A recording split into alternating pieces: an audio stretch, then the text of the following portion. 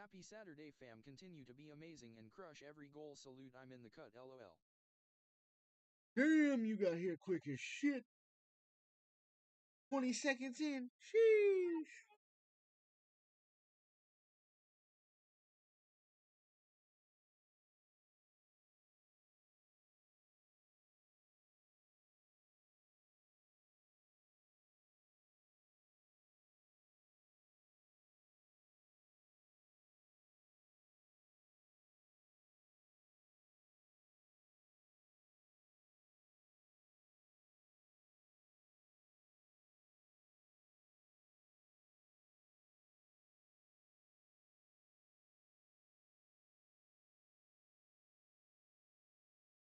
Thank you for being here, brother. I gotta run to the store real quick while this on, and I will be right.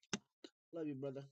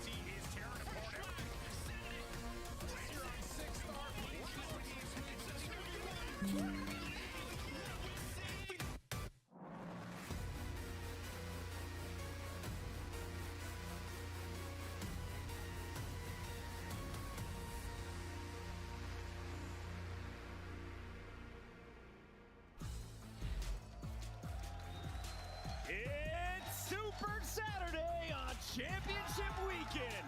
We are halfway through the biggest Call of Duty event in history.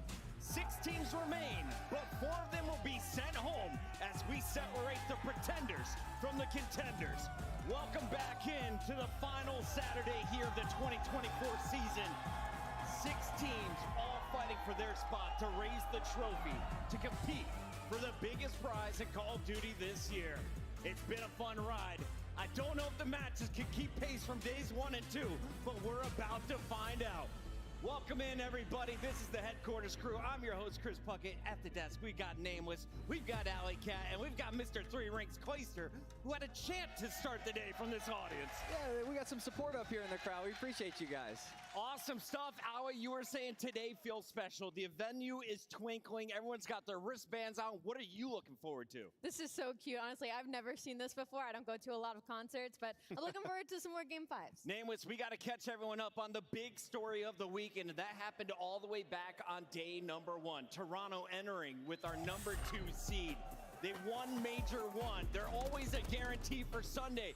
That's not the case anymore. After slipping up against LA Thieves, they are now running into Atlanta for a fight for top 4. Yeah, they've had a tough time, these last 2 tournaments, getting dropped down to the lose bracket early, getting upset. In this one, they lose 3 respawns to the LA Thieves, and then they go down to lower bracket where they face LAG, and they get that rematch from Major 4. They dominate them in a 3-0 fashion, and now you have to go up against your rival. Scrap vs. Draza up against the Atlanta FaZe, who also now in the losers bracket. It's going to be a banger, and we're kicking things off with that match, Chris. Clay, I know you've been in a few fights where there's some bad blood. There is definitely a rivalry brewing on this stage. What are you looking forward to in the fight between Scrap and Draza on the other side? I am incredibly excited to see who comes out on top. This is your number 1 and number 2 seed going against each other for top 4 at Champs. That means whoever wins this has the ultimate bragging rights. 100%.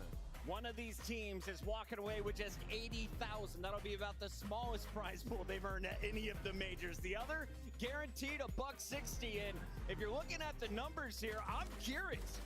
Who's got the advantage coming into this one, Allie? Technically, Toronto Ultra. You think about the past majors of this year. Atlanta FaZe only won a chip when they didn't have to go up against Toronto Ultra. A little bit of their boogeyman when it comes to LAN behavior, but there's no better time to get your revenge, to get your get back, than to do it on the main stage at Champs. It was Toronto raising the first trophy. Atlanta did it at Major 2. Most recently, though, who do you think has had the heat in this venue, Nameless? In this venue, I'm going to go with the Toronto Ultra. I think when Atlanta FaZe, with that loss, the trio, maybe second-guessing himself, you're already seeing people on Twitter and in the Call of Duty world saying this might be the last day you see that trio play together. Truly could be an epic and historic match. Look at these LAN metrics. The worst finish, 4th and 3rd. 2 of 4 grand finals for Toronto. 3 of 4 grand finals for Atlanta FaZe. One of them is exiting with a 6th place finish. This is such a big matchup, and we are getting it to kick off our day. Atlanta versus Toronto, as this year has gone by, Toronto's kind of had their number. And if we dig into that a little deeper, it's because FaZe plays this very gun skill, very aggressive play style. Toronto is their hard counter. They play fundamentally sound. They play like setups all over the map. And so that's why FaZe sometimes has such a hard time with Toronto. A lot of people forget, why is Atlanta in the losers bracket? Well, last night we saw another Game 5, and once again, it's the subliners coming out on top. Let's talk about the team from New York, guaranteed a bronze, silver, or gold here at Champs. I feel like out of all the top 4 teams, New York Subliners looks the most sound when it comes to search and destroy. And the fact that we're able to clutch up in that game number 5 speaks good for the momentum on the side of Subliners. And not only that, it seems like everybody is shooting. Usually you kind of lean towards, all right, Hydra obviously is always going to put up the engagement. Kismet has some maps sometimes, same with Sid, but even Skies was getting really into the mix. So many 1v1s he had to clutch yesterday to push them to that Game 5 for the win. I'm really excited to see them up against the hometown team. I think we made a mistake giving Simp that MVP. I'm telling you, Paco made a good game. Yes. He went crazy yesterday, and he was letting them know. Definitely yesterday, he was the best player in the venue, dropping 42 on that map, number 1. And then the adjustments in the Game 5, letting a guy like Sip play with the team finally, not on that island. He pops off, and he wants a date with his former teammate, Together, they got a 4th place. That was 3 years ago. Last year, they got a 3rd place. This year, they are looking to finish on top of the podium, and they have to go through one another. But if you're asking the fans who is going to win it all, I'd say about 97% of the folks here in Texas are all saying it's going to be Optic. 90%, it might be more like 99%. The venue in here has been absolutely electric. The decibels not only coming from the crowd, but from Shotzi and Pred. You see him getting hype right there. That's what we wanted to see out of this duo. The old shake and bake, the finesse is coming back, and they look on fire right now. And for Optic Texas, like, it's all good for them right now. They've broken all the bad juju heading into this. They won a search and destroy. They didn't go on a series losing spree. They broke the Game 5 curse. So things are looking up if you're a Greenwall fan here at your hometown. After 8 matches in the tournament, we have your KD leaderboard updated after last night's Game 5s. And nameless, we've got Shotzi, the local legend, on top of the leaderboard. Right behind him is Pred. But Hydra on the other side of this fight has 223 kills already in this tournament. Yeah, all these guys have been unbelievable, and obviously Optic, they just need to see a couple go through the hoop, and it just has to be said. Despite they've been great, they've had an easier bracket, right? This is the true test to me, going up against another top 4 team, a team that just won the last major. To see Optic's progression, I need to see it in that first map on that stage. It is always special here at Champs. In Optic, we're feeling the vibes last night. Lottie caught up with Pred after the win. Here's what he had to say. Okay, so I'm backstage with Pred right now from Optic Texas. Pred, I've got to ask you a little bit about yesterday, how incredible that match was for you guys. It's been a long road, I think, to get to this point, and to do that in front of your home crowd. How did it feel? It felt great, man. You know, playing in front of the home crowd is always the best feeling. So we got a big match today, so we're just going to hope they turn up for us. I got to ask you a little bit about S&D. I know it won't be for much longer, but how did it feel to get over that hump finally, not break that record that you guys, were a little bit nervous about? How was it to finally get that done? Yeah, honestly, we're too good of a team to be losing that many S&Ds in a row. So yeah, it was great to get the win. Now, I want to talk to you also a little bit about your individual play. I think it has really stepped up. I know that players go through lulls and things, sometimes aren't right with the team. And when you're not having that chemistry, sometimes it doesn't work for you individually. How are you feeling right now at Champs? I feel great, man. I feel better than ever. I love to hear it. And of course, LA Thieves coming up next. How are you and the boys preparing for that? Oh man, we're going to be going hard. They're a good team, so we're just going to make sure we play the best. Greenwall, he's ready to go. Thank you so much, Pred, and best of luck. Thank you. Pred versus Sib, you're going to have to wait for that fight around 5 p.m. local time, 6 o'clock on the East Coast. But before that, we are kicking things off with the elimination bracket. Toronto versus FaZe. We already touched on that fight, but we also got to highlight, you got LA Thieves and Miami Heretics also fighting for a spot in the top 4. Yeah, they've been going back and forth, playing each other a lot here on LAN, and I'm excited for that one. Vickle, he's no stranger to this crowd. He's willing to go at them, and I know LA Thieves is excited to finally have that crowd back behind them as well. Miami has had one of the funnest rides of all the teams here on the way to Champs. They had to lock up their spot at the end of Major 4. They did that. They came in with the A seed. You get boppity-bopped by Atlanta. You have some close games, and then you go the distance to survive up to this point going through the surge. My favorite thing about Miami Heretics right now is they weren't really a team I feel like many had their eyes on. It was Seattle Surge caused a big upset. LAG's known to take down some big dogs in some awkward situations. LAG's been great at S&D. Miami Heretics, they didn't have a strong start on land, but since the addition of Real, it's like they've just slowly been getting better and better, and there's no better time to hit your peak than during championship weekend.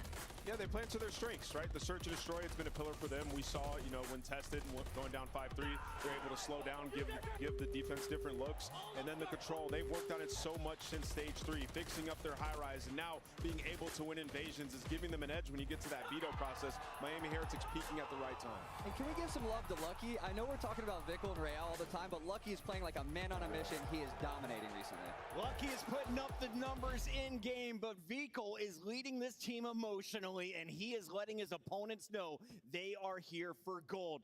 We have a lot of players with a lot of confidence this week, and I have a feeling it's all due to the epic setup of the stage. If you missed the earlier fiery fights, here's what the players were saying on stage. Oh my f***ing goodness! Oh my god, let's go. Yo, Scrap, keep up! Scrap, keep up! One time that. Let's go. Oh my god! Yo, you guys just f***ing choked that shit. I know you know it too! Hey, Real, you're f***ing pissed, buddy! You guys are f***ing dogs! All of you are f***ing dogs!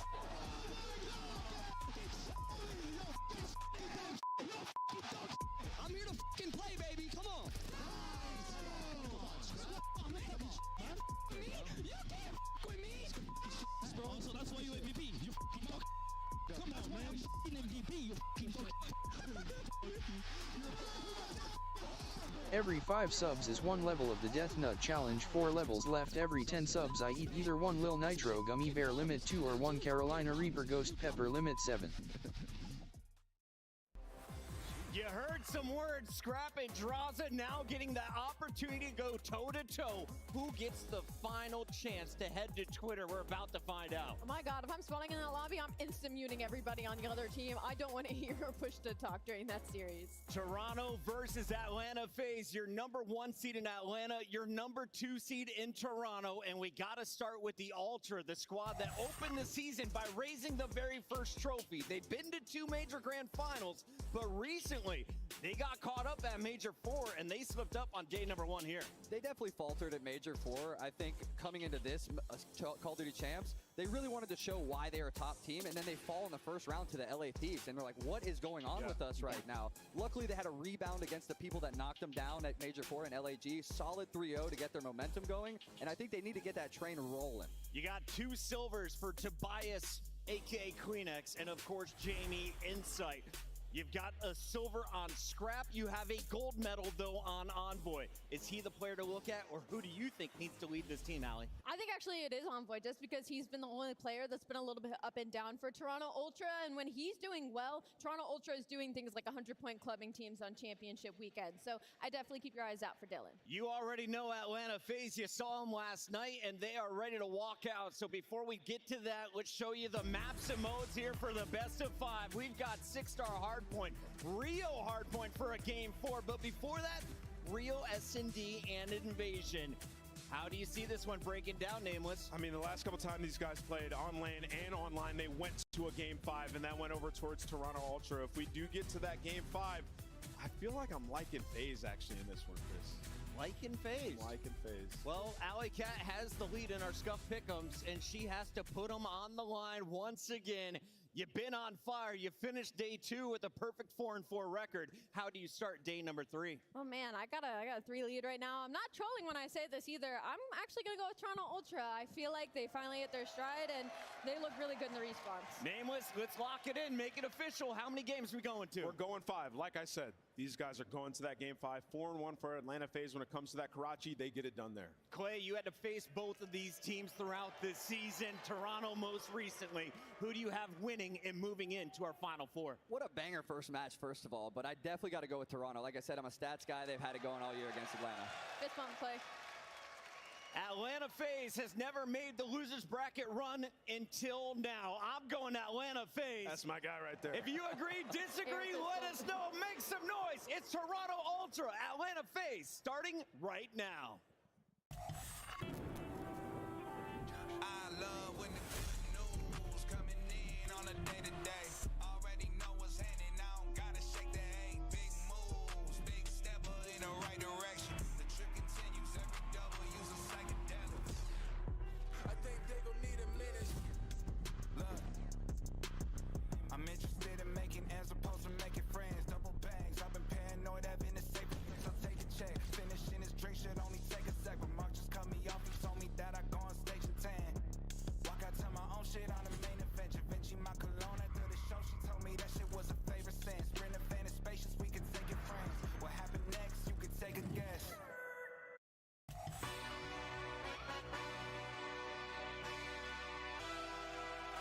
Yeah, let's see how you do under pressure.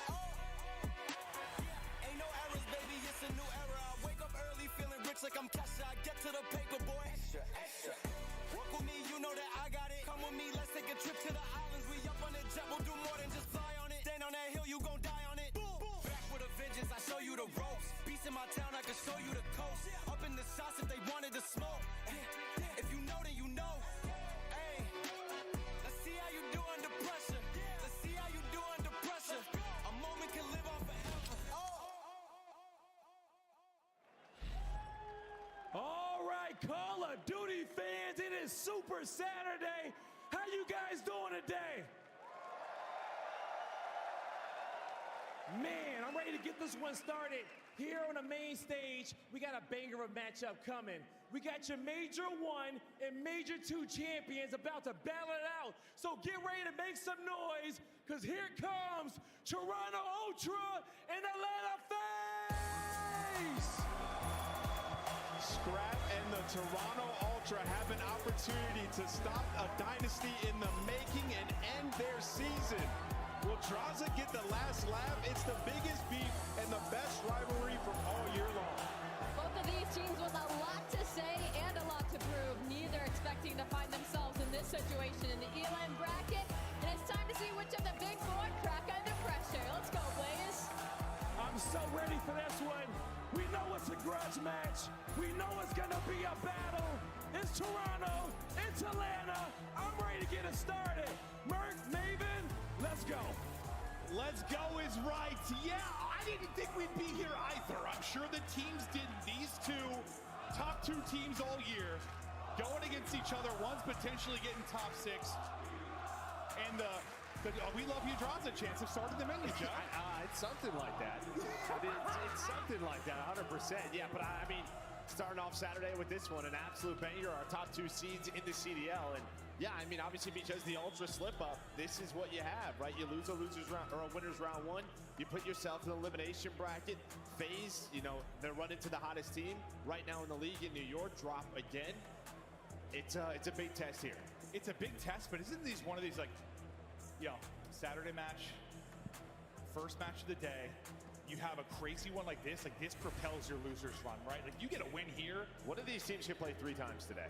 And you really get hot, right? Like you really get hot. This is a FaZe team that hasn't really been in that opportunity, like where they're making that losers run, where they're getting hot. They're usually running into the team that does that. Like you think on Major 4 in New York, they go make that run through losers and able to catch them, but like, yeah, the only problem is they don't play the final today if you do get hot, right? Yeah, that's true. That's true, but still, the fact that it's 3 matches might take you through they haven't been in a situation like this where, you know, Ultra, they have before, right? They've gone on some losers runs. So, yeah, a big test, I think, for both of the squads. I think for FaZe, it's just a question of, we're talking about their hard point, yeah, obviously, but the hard point for me, it's like, how good is New York's hard point? Is it that good, or are you struggling again if you are Atlanta FaZe? It's starting to remind me of like last year with this team when they had like Slasher on the team. Their hard point was like 50-50 so many times they couldn't make it click. But first, let's talk a bit about the other side of it in the pregame.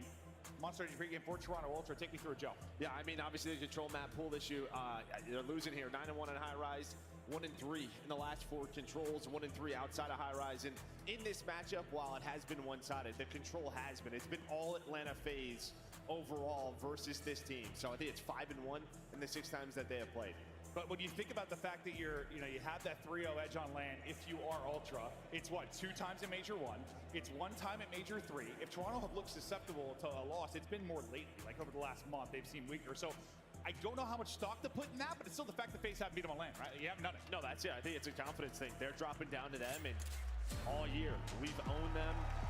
Last time we've owned them. I don't care where we are, how we are right now. We've owned this matchup. It's what you've got to be thinking if you're Ultra. But this place is packed, shining bright like a diamond. It was cool to see all the lights popping off in the crowd, ready to go. Pre-game though for Atlanta FaZe as we load on up. What you're talking about, the hard point, it's slipping. Yeah, 7-6 in map 1s, 2-4 in the last 6 maps. I mean, but 4 of those are to New York. So that's just going to be the question mark here. Again, New York could just be that good of a hard point team, but FaZe, they need to be around 50-50 in hard point. Their search and control is good enough against the top 4, but the hard point has to be there. How long have we been saying that? It feels like 4 an eternity. It's Kleenex. He's working up over the top. Draza, we'll see what he can find. Nearly going to be 3 early on, but a sequence here from Ultra will open up the point, get them inside, now break opportunity for FaZe. Yeah, and obviously, again, you have the Draza versus Scrap. It's just 2 guys, people around them. They do not like each other. This is going to be a battle from start to finish. Yeah, I think, listen, we're talking about a lot of storylines, but that's the big one. It's the 4 down come through for FaZe. It's a huge one between Scrap and Draza. You've seen it on social. They've gone to war throughout the course of the year. It's not like that kind of trash talk, I think, where you like each other outside a game. It's just in-game trash talk. That's gone way further. It's gone way, a little too far. Yeah, family members, dogs, pets. Yeah.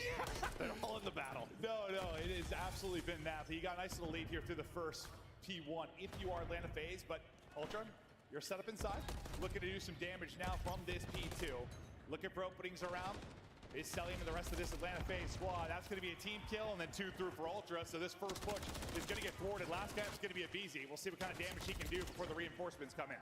Yeah, and I think on the other side, right, when we talk about Toronto Ultra's gameplay, it's sort of around the sub duo. Just throughout the last couple of stages, Envoy's had some inconsistencies. Day 1, Kleenex maybe had one of the worst series of the year versus the LA Thieves slang-wise. So just how consistent can those two be? We did see at Major 4, Clinex opting for that MCW in some of these situations, that control on high rise. That's where he's really taken over. Is that maybe, though, where you get the confidence boost from zoning this matchup on land? Like, you know, we played him 3-0. Like, even if you're in a run, you're like, whatever, we dominated these guys on land. We'll do it again. Yeah, no doubt about it. No doubt about it. But Clinex actually goes on a big route here. He's already set up towards this P3. He rotated very early in Ultra. They hold on for a majority of that time towards that P2, but you're gonna have a one-on-one. Draza versus Clinex just hanging out. 6 and 7 are gonna know their position. Draza's gonna have no idea. A chance here to really bring these two hard points together, but MC with a big win. Yeah, it's a big gunfight win, but what'll turn into much, you still have that close line in numbers here. Throwing the pin, so it's gonna be Simp. Chance to maybe make a play. They'll look to deal with him. That'll be inside next up. He's going to get stunned, and a great chow there from Simp. Able to pick up 2 on the flank. The third will take him down, though, as that will be Clinex back in position to maybe make a play. But the break has gone in for FaZe. You'll now secure this time, and what are you seeing on the map? Yeah, I mean, Simp just hits a rough spawn. They're all thinking they're spawning close. They're going to have the good spawns, but that doesn't happen. They spawn out near P2. Simp spawns up, dies right away. But honestly, it helps them. That's the info they need to know the backside of the hard point is clear. And now over towards this P4. We saw in the Optic game how important it can be to be a real money hill on 6-star. Oh, yeah, no, they dominated. We were talking about saying it was like 100-0 or something in that department. It's going to be a massive hard point in this one. And so far, it's looking very good for Toronto Ultra. But if you are BZ, maybe a chance to play spoiler. What is the timing going to look like for him? Yeah, they're going to turn. They're going to pick it up. Yeah, they hear him. I think Inside heard him. You saw number 3 kind of turn around. Like, maybe did I hear a slide? Was that my teammate? But they were trying to find a BZ. They do just that. So now you're waiting on a break. A BZ off spawn, going to take a long route towards that bottom side of your mini-map. He's going to have the first gunfight, and there we go. Now the collapse comes in for Atlanta FaZe. Can they get the break here? You go 3 for 2 so far. 1 player left inside. Gunfight window of BZ. The long route's going to pay off. He'll get 2 inside of that sequence, and now you look for another lead change. You're not spawning out that deep. You're trying to rally and battle back in. There's still a healthy 25 or so seconds here to earn. Cellium can't get anything before he drops. He gets stunned up. Pressure's going to fall to Draza and a BZ, and they're still getting it done. 1 through, though, on the backside. Going to get both as Clinex and Insight. Cellium clears them out then for a moment. And we're looking at basically a tie game, but where that was a money hill, not really. I mean, you get nice time from Ultra, a good break from FaZe. Still basically split the tie. Yeah, I think both teams just showed that they're able to break that hill. And I mean, you kind of look at the scoreboard, you look at the kills, it is pretty much a tie game along that one. So a tie game, we're going back to P1, but it's a BZ and Simp that open up the map. The Tiny Terrors really get rolling here. They can be a problem on the map. You're talking individually just stats. No one's really standing out that much. Pretty much a team effort across the board right now, but we'll see if Envoy can get this play. Right as Cellium turns one side, it's Envoy that plucks him from the other.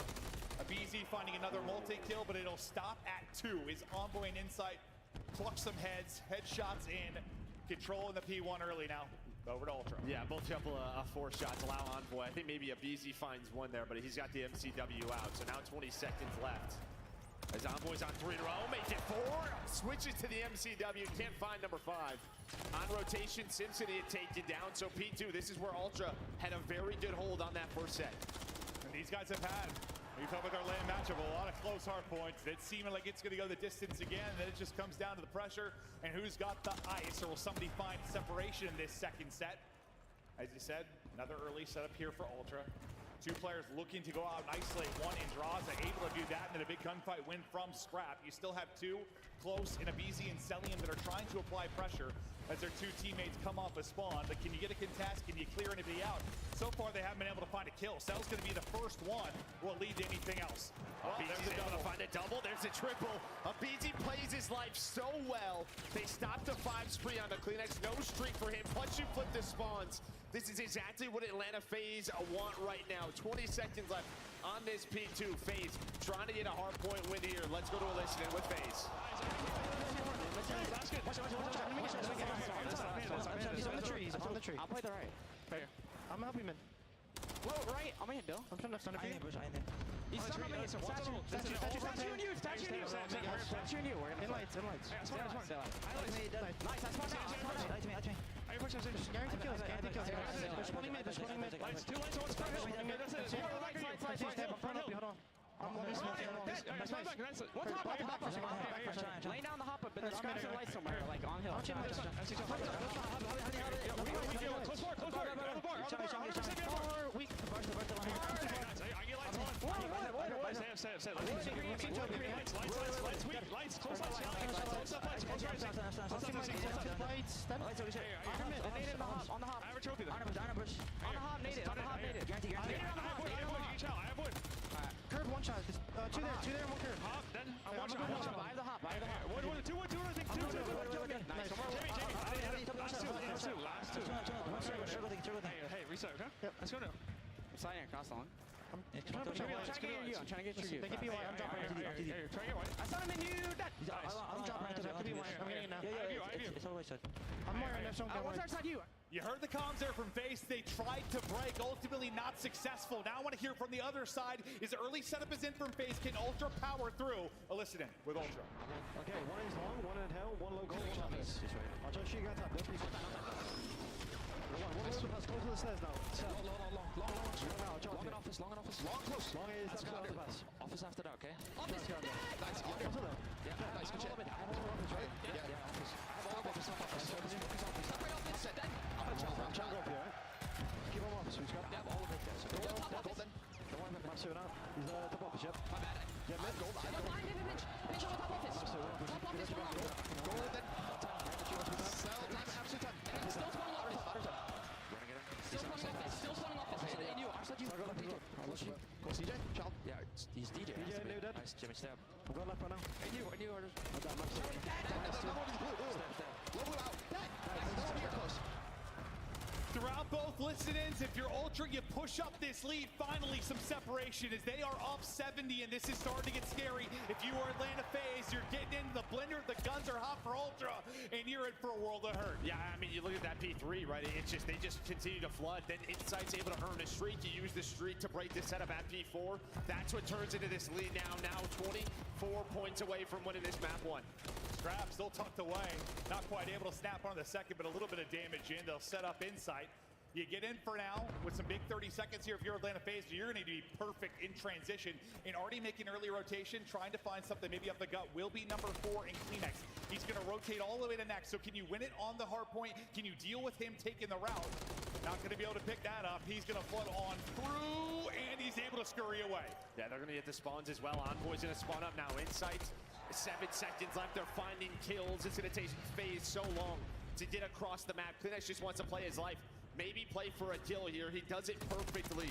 Repositions, finds one. Envoy's in a great spot in the pool.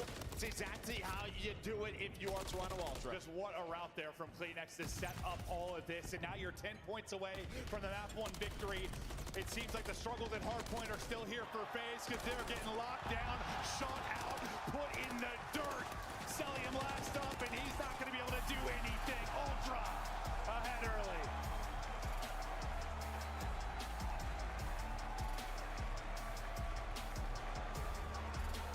Well, you were wondering if it was New York streak, their 13-1 hardpoint, or if FaZe is back to this mediocre kind of hardpoint game. How do you feel now after the map 1? I think when you look at the New York series, like the slang was there, and that was the problem. It's like New York were playing almost 3v4, right? In a couple of those maps. Yeah, the one they lost due to Kismet. Outslayed them by like a 15 or something, still lost, yeah? Yeah, just fundamentals were off here. I mean, they just get, once that P3 hits, they just start getting fried. Insight goes off. I mean, he has a hell of a game. He has over 2 minutes in the hill. He's like +10. I mean, the ARs really carried away. You can see on the other side, I mean, Draza, Simp, both -10. They could not get anything going. They get fried, and I guess if you're a FaZe fan or on the FaZe side, you're hoping it's just you came out flat. It's a map 1, you start to rebound, but Ultra, they seem hot right now. Usually when like Ultra struggle, we've talked about it, like whether it's the grand final last year, or whether it's getting knocked out of a couple of these majors, like they just sort of come out flat, never pick up steam, and they get 3-0 bomb. Like they just get knocked out so fast, or like the 5-0 that happened. They just sort of disappear and don't just seem to have any resilience. But the fact they came out like that in map 1, you know that's not the Ultra we're seeing today. Yeah, I think the stat coming into champs was like 4-8 after losing map 1. So that would have been 4-9 after the Thieves match. So yeah, I mean their hardpoint has been so critical to their success when they lose those map 1s because their S&Ds are around 50-50. Going up against these top teams, that's when things get a little bit worrisome, but they come out hot here. And we just know how matchup heavy this game can be, or just Call of Duty in general. And Ultra have had FaZe's number all year long. Into about, what, 130, 130, 115, 150, somewhere around there. It's basically a tie game. But yeah, the second we go to the listen-in with FaZe, and you just hear their struggles to really get a good contestant, get a good break-in, it starts to unravel, and I think late, yeah, I mean, the Kleenex route kind of seals it for them. And that's the luxury, you know, you can take those long routes. You can really set things up when you start to build a nice 60, 70-point cushion. Yeah, I mean, it was right around a 30-point lead, and this is it. You have the cruise. Insight's able to earn it, and that's the difference. I mean, that was your way back into the game was the early P4 setup. You just aren't ready for the cruise. And then they're able to hold on, and as you said, you just kind of take your time. The next goes on the route. They secure P2 spawns. They get pushed out. They find kills before that hill pops. That just makes it easy for Ultra. Until Kleenex's route, his kill, I mean, you had the time for P1, you had the setup for P2, or at least the spawns. After that route, it falls apart. And yeah, no shock there. You're chirping if you are Ultra. Every map point, I imagine Scrap's going to have a lot to say. For FaZe, Draws are going to have a lot to say. But you can see they really flatlined them in the second set of rotations. The game flow chart breaks it down perfectly. Yeah, I mean, you see P2, it's a 14-point game right there, 138, 124, and then that's the moment. That listening, it was just so contested from the front. I mean, you had spawns, but obviously, I mean, we've seen that happen time and time again. You do the hop up, you control stairs. It's difficult to get into that hill if you're able to have numbers there.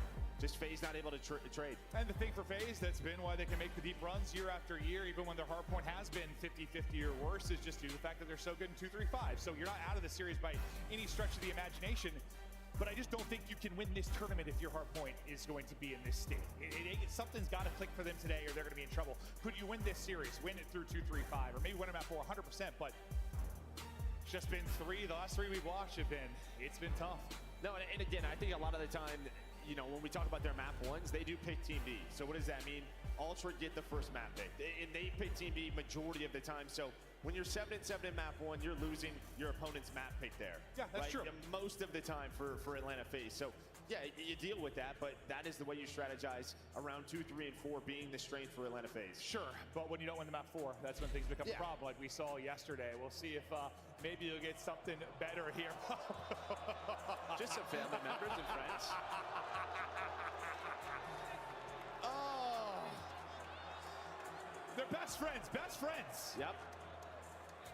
Oh, okay, yeah. So as we were talking about the drama on the matchup here with Scrap and Draws, yeah, it is extended to loved ones. We just play Call of Duty here. Everything. Yeah, no, it's more than Call of Duty. No, that's it. It's more than Call of Duty, Joe. This is life. COD is life. It is. For these guys on stage, it absolutely is. Holy hell, I didn't expect that caught me off guard. Oh, we're having fun this weekend. We hope you watching at home and in attendance are having a blast. Still so much action to come. We got 5 matches today, just the final tomorrow. We're starting off with a banger here, 1 and 2 on the year. FaZe, Ultra, 1 is top 6. You see the S&D at champs for Scrap, a 2 KD, first in rank. That's pretty good. And again, you know, we talk about FaZe's strength in Search and Destroy, but on land, it's 5-0. It's 5-0 for Toronto Ultra. This is a team that prepped so well for Atlanta FaZe. The last time we were here on Rio, it was a round 11 in the winners final at Major 3 that they were able to win. And yeah, Draza hits a nade onto his teammate. Oh, he might be shook. Never mind, he might be shook. There's a lot going on in and out of game. Let's see if Draza can pick it up though with the gunny. Maybe he can do just that. Able to bring it back and at least take down one before he falls. Now on a BZ and Celium, it's Envoy from the side going nuts. Celium able to get one. Now trying to clutch up in the 1 versus 3. Another one in front of him. One more pop and maybe he's got it. But he can't win the fight in Ultra. They'll take the first one. Yeah, again, that's 6 and 3. That's just including with online matches. But on the local area network, it is 5-0 for Ultra when it comes to Search and Destroy.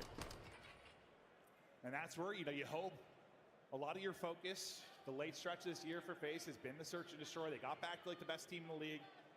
Can it carry you through this weekend? We'll see Envoy's POV now as he's able to get the big kill. Second one there on Abizi before he's traded out, but he gets it to 5 HP. Abizi nearly able to pluck him. He wins that fight. That round might go differently, but also, I mean, Draws didn't need his teammate off the start. It might go differently. It might. Yeah. It definitely helps on Rio when you have 4v4. Oh, Lordy. Abizi trying to sniff something out. Tucked away in the corner is Envoy. Celium going to fall as well. Envoy winning fights.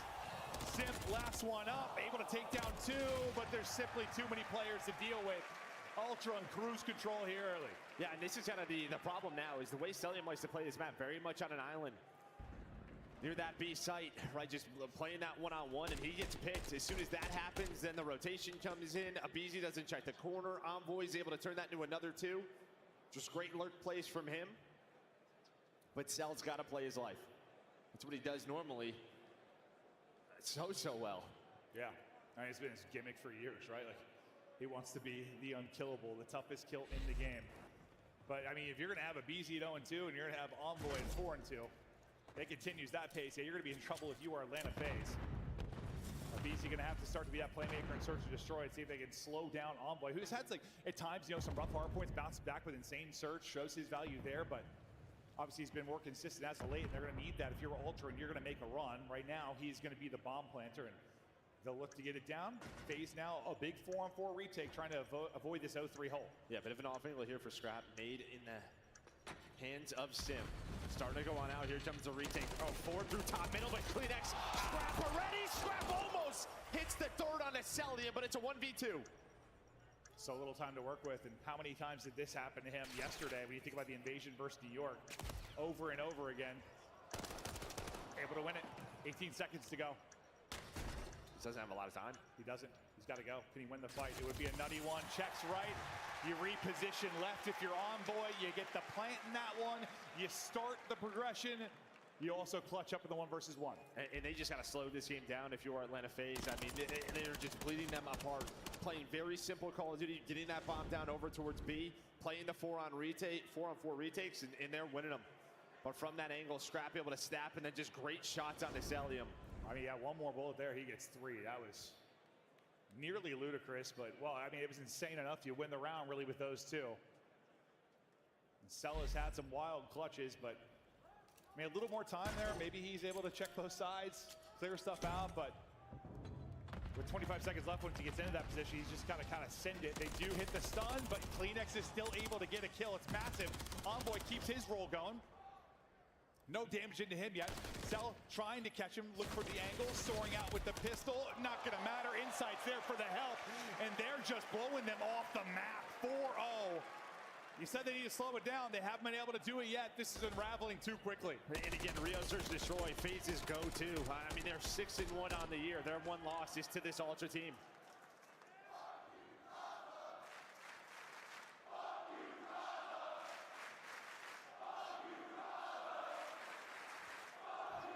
I'm sure it's loud enough. Draza might be hearing it right now. Can he rebound? Can this FaZe team rebound? aBeZy sitting on a goose. Draza's got one.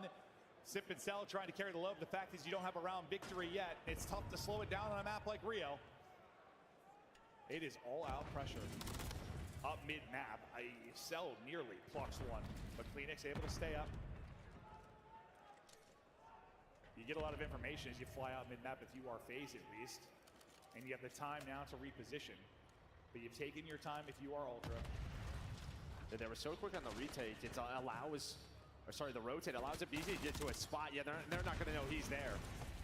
I thought maybe Ultra were going to go back towards B, but they opt to go over towards A. Allows FaZe to get into their setup in their 2-on-2. They've been able to win it, and they needed it. And honestly, the fact that Ultra kind of slowed it down might have been the best thing for them. If that ended up being just an all-out kind of hit up top middle, I don't know. With the way this game is going, I just feel like that would have gone to Ultra. But the fact that you got up, you sent all 4 on mid if you're FaZe, nobody's there, and then you kind of take a second to breathe and reset up, kind of the slowest round we've had so far, and you're able to take it. Now you're finally able to take a breath. It just felt like you blinked and you're down 0-4. No, it's literally how it feels. Yeah. I mean, game time, total game time, we're at 3 minutes. Yeah, and that round was a minute of that. So, like, you needed that desperately, I think, if you were FaZe, but still, you're in a massive hole, down 3 rounds. They've had some big search and destroy comebacks, but check the corner again, Envoy, same corner, gets it. And aBeZy just can't find anything in these early rounds. You would think after a drop, yeah, you get that check. Draza tries to slide back. He can't. They're just getting picked apart. Yeah, I don't know if a nade doesn't give aBeZy the info or a call-out doesn't go his way, but Cellium and Sim trying to do it again doesn't happen. Just the first bloods going the way of Ultra, the early kills. So much momentum in these rounds just right from the get-go. Yeah, I mean, if you're FaZe right now, you just want to get to a commercial break and talk things through with the coaching staff, I imagine, because this one got away from you quick after the map won. You're going to have to rip off 5 straight rounds if you're going to tie it up at 1-1. And, I mean, that's what's been great about the squad and the fact that they'll take side B. You have a search you're great at. You feel like you can bounce back even if you lose the hard point. But there wasn't really bouncing back. You got put on your back. You stayed on your back. And now you're just getting stomped on by the Ultra boys. That sounds painful. Yes, it does, Joe. But they got the cleats on, too. Oh, not regular shoes. Spiked ones. Okay, back to the action. Nate's connect on the Ultra front. This is Bomb as well. So Bomb going to be down here for Ultra. That's Envoy. He gets caught. You get aggressive on the A side of the map if you are Atlanta FaZe. They probably know it's Bomb, so they're just going to set up here. FaZe not going to move any further. Nice. There's Lane at the off angle. You are a BZ. Sip involved as well. Round by round, you got to bring this back little shoulder for info. BZ Chalice there, but doesn't hit a bullet. Kleenex easy for him there, but still tons of work to do. 45 seconds to work with. We'll see if he can pull off this 1v4. And seems possible, given how this game has gone.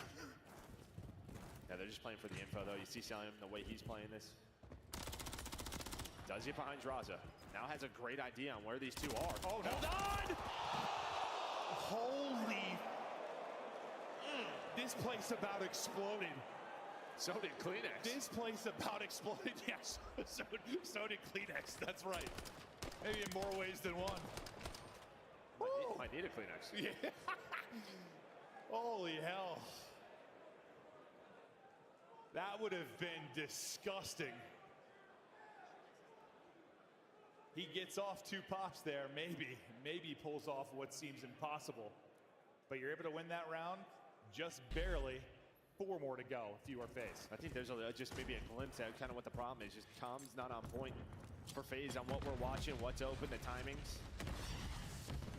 Sometimes Call of Duty is just the little things, but it's an all-out A-hit inside. He's gonna lock it down, finds the first. Kleenex and his duo does get traded. So FaZe, they'll take that 3-on-3 all day. Yeah, a little one way there. Looks like Draw is able to hit the shots. Now, Trap is trying to find it, and that is filth. That is filth. That reaction so quick.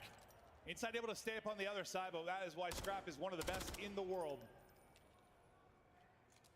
Now it's on to BZ and Cell, though, in a 2 versus 3. If you're going to extend this map, too. And Scrap cannot get picked here. He's really it. He's there by his lonesome over towards that P2 area, and he's just going to get away with his life. Reposition, or is he? He's going to go for it. He wants to end this map right now, and maybe that timing works out for him. We're not going to check this? How many times is Ombo going to kill from this spot? They're able to drop him, though. Cell now the chance to clutch. 1 versus 2. Not going to happen. Ultra dominating.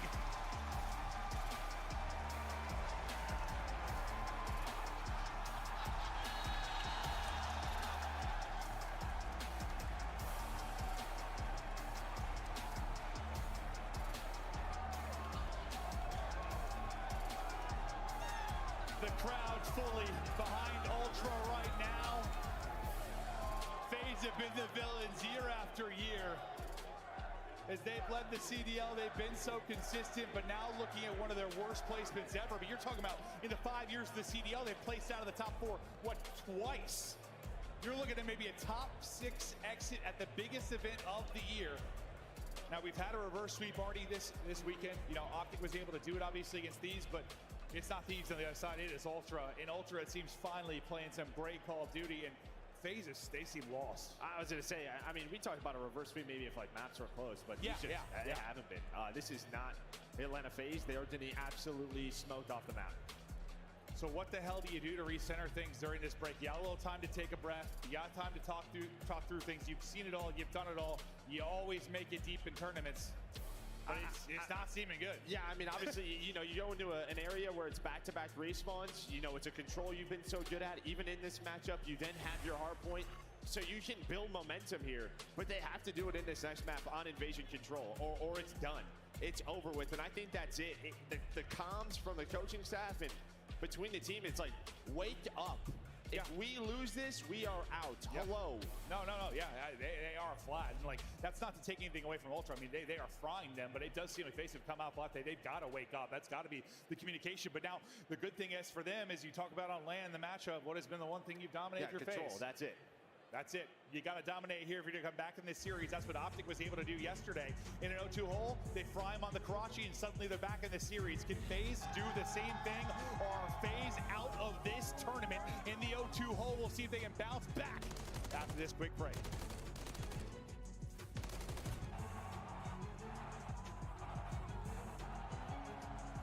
Arms, man! Yo, Cell, are you trying to win the game?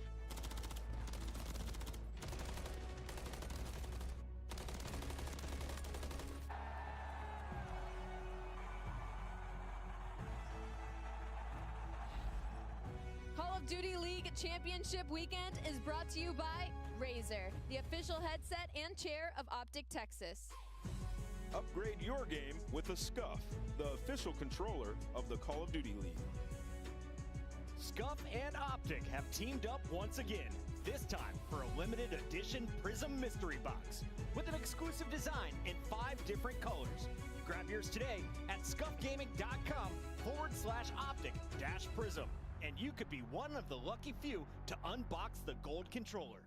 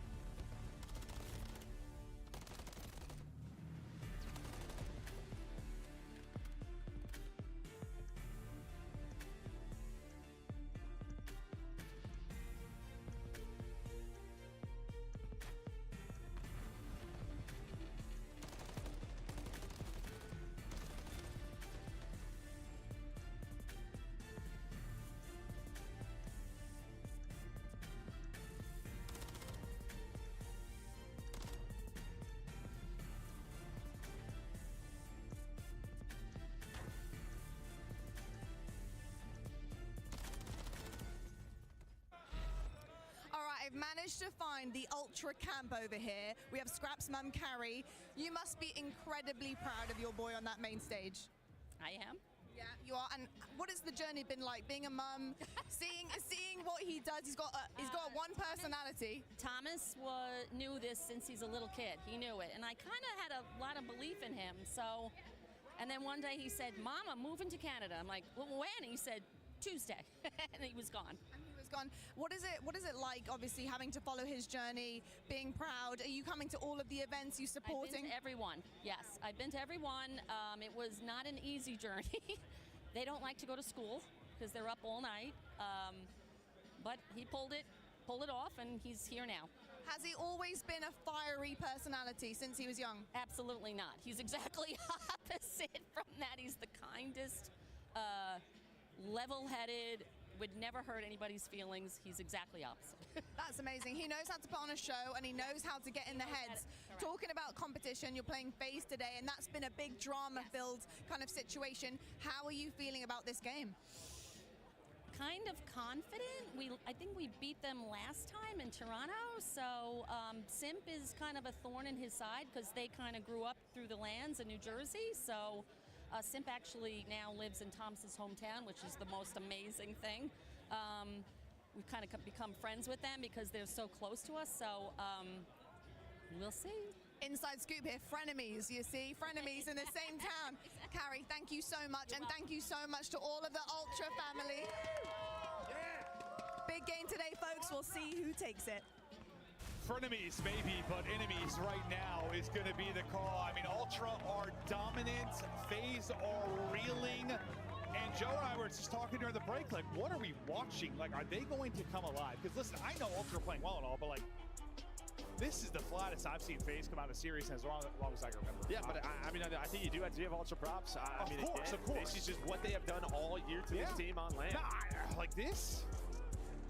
Yeah, maybe we've had some closer maps, but this is what they've done. Yeah. They have been so confident, I guess, in their preparation versus the Atlanta FaZe. Maybe I'm overgassing it. But like watching Envoy get like 3 almost from that same corner, I was just like, something's wrong. Like, what are we doing? And maybe I am overthinking it, but I was like, that just can't happen. It hasn't happened to Atlanta FaZe in Search and Destroy, but it was right there. They were just getting mollywopped, and the crowd was loving it, fully behind Ultra, gassing him in this venue, at least until Optic play later. But man, oh man, we get ready to head into a map 3. It's going to be Invasion, and well, it's do or die time now for FaZe. As you'll see Simp in control, he's been ludicrous, especially on the attack. He is insane, the best to do it. Yeah, it's really, not usually your attack KD is higher than your defensive KD. No, it's usually like him and Hydra, right? It's sort of the offensive just juggernauts when you talk about Invasion, but this has been their foundation in control all year. 18-4 on the year, something that they have relied on. But Droz is going to win that opening gunfight, and I think you just need at least a long round here if you are Atlanta FaZe to try to get something going. Yeah. I thought maybe that one long round kind of in Search would be a little bit of a reset, like round 5, but didn't last much longer after that. So you start here on offense if you are FaZe. Timing is to be important there for Simp. Scrap is able to get the kill. Draza, his shot will be on point though as he takes out Kleenex. Sneaking through the cracks and finding a timing on the other side of the map is going to be a BZ though. He's going to be able to get on A, so you're going to have to try to deal with that off spawn if you are Kleenex. He's going to get stunned up. Nade hits as well, still able to win the gunfight, but inside back up off a spawn is able to finish that, but you split it a bit.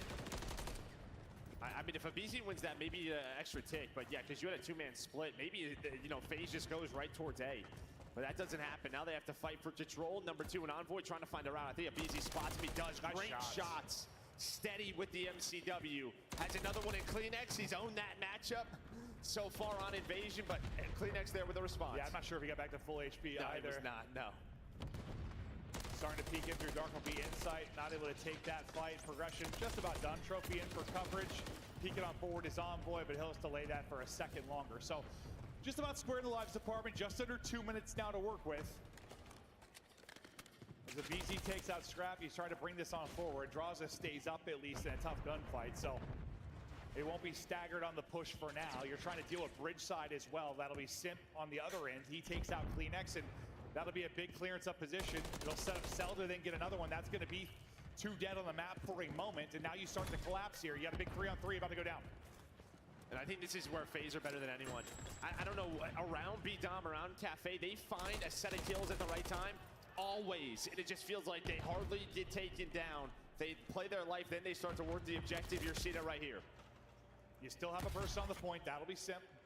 1 tick is done. Looking for more. Slide out and Chow I thought was perfect for a second, but can't hit the shots. Pillar in the way. Cell does get one, but then he's traded out. So you still got a bit of time, and if they can get another chance like that or two where you have 1 person out, they might be able to bleed you out in lives, which they love to do, but now you've gotten a little bit more in the map pressure department if you are Ultra and you're playing behind it. Nice win. Nice win. And that's just it. They rarely get pushed towards their attacking spawn, but Envoy's able to find two. That pushes them up towards that B street. Scraps now there, and now you're into a great setup here if you are Ultra. They need the utility to hit and make sure he doesn't get one. Kleenex, though, he's going to be lurking. They're going to snip that out. Great play from Draza. Right to the point. Great play from Draza, and he'll look to get across. He'll pause it again. Again, that brings another win condition in. The longer you can stay on this and pause the clock, try to bring this maybe down to the lives. He's getting wall banged, though. Not going to be able to stay up for long. Simp, though, able to get two. BZ gets shut down as well, but due to the fact that Simp gets now 3, you keep a presence here in an aggressive position. Not able to get the 4th shot, just a little bit too high as he hits the hop up. You still got Cell here, but only 5 lives remaining now for Atlanta FaZe. You only got 1 respawn. Yeah, I think you're hoping Cell just plays his life there, trying to win gunfights. On the point is Draza. He's in a Kleenex with another one, and a great double from Kleenex from the point to stop the assault onto A. They do get 1 tick done. That should be it, though. Ultra hold on defense in round 1.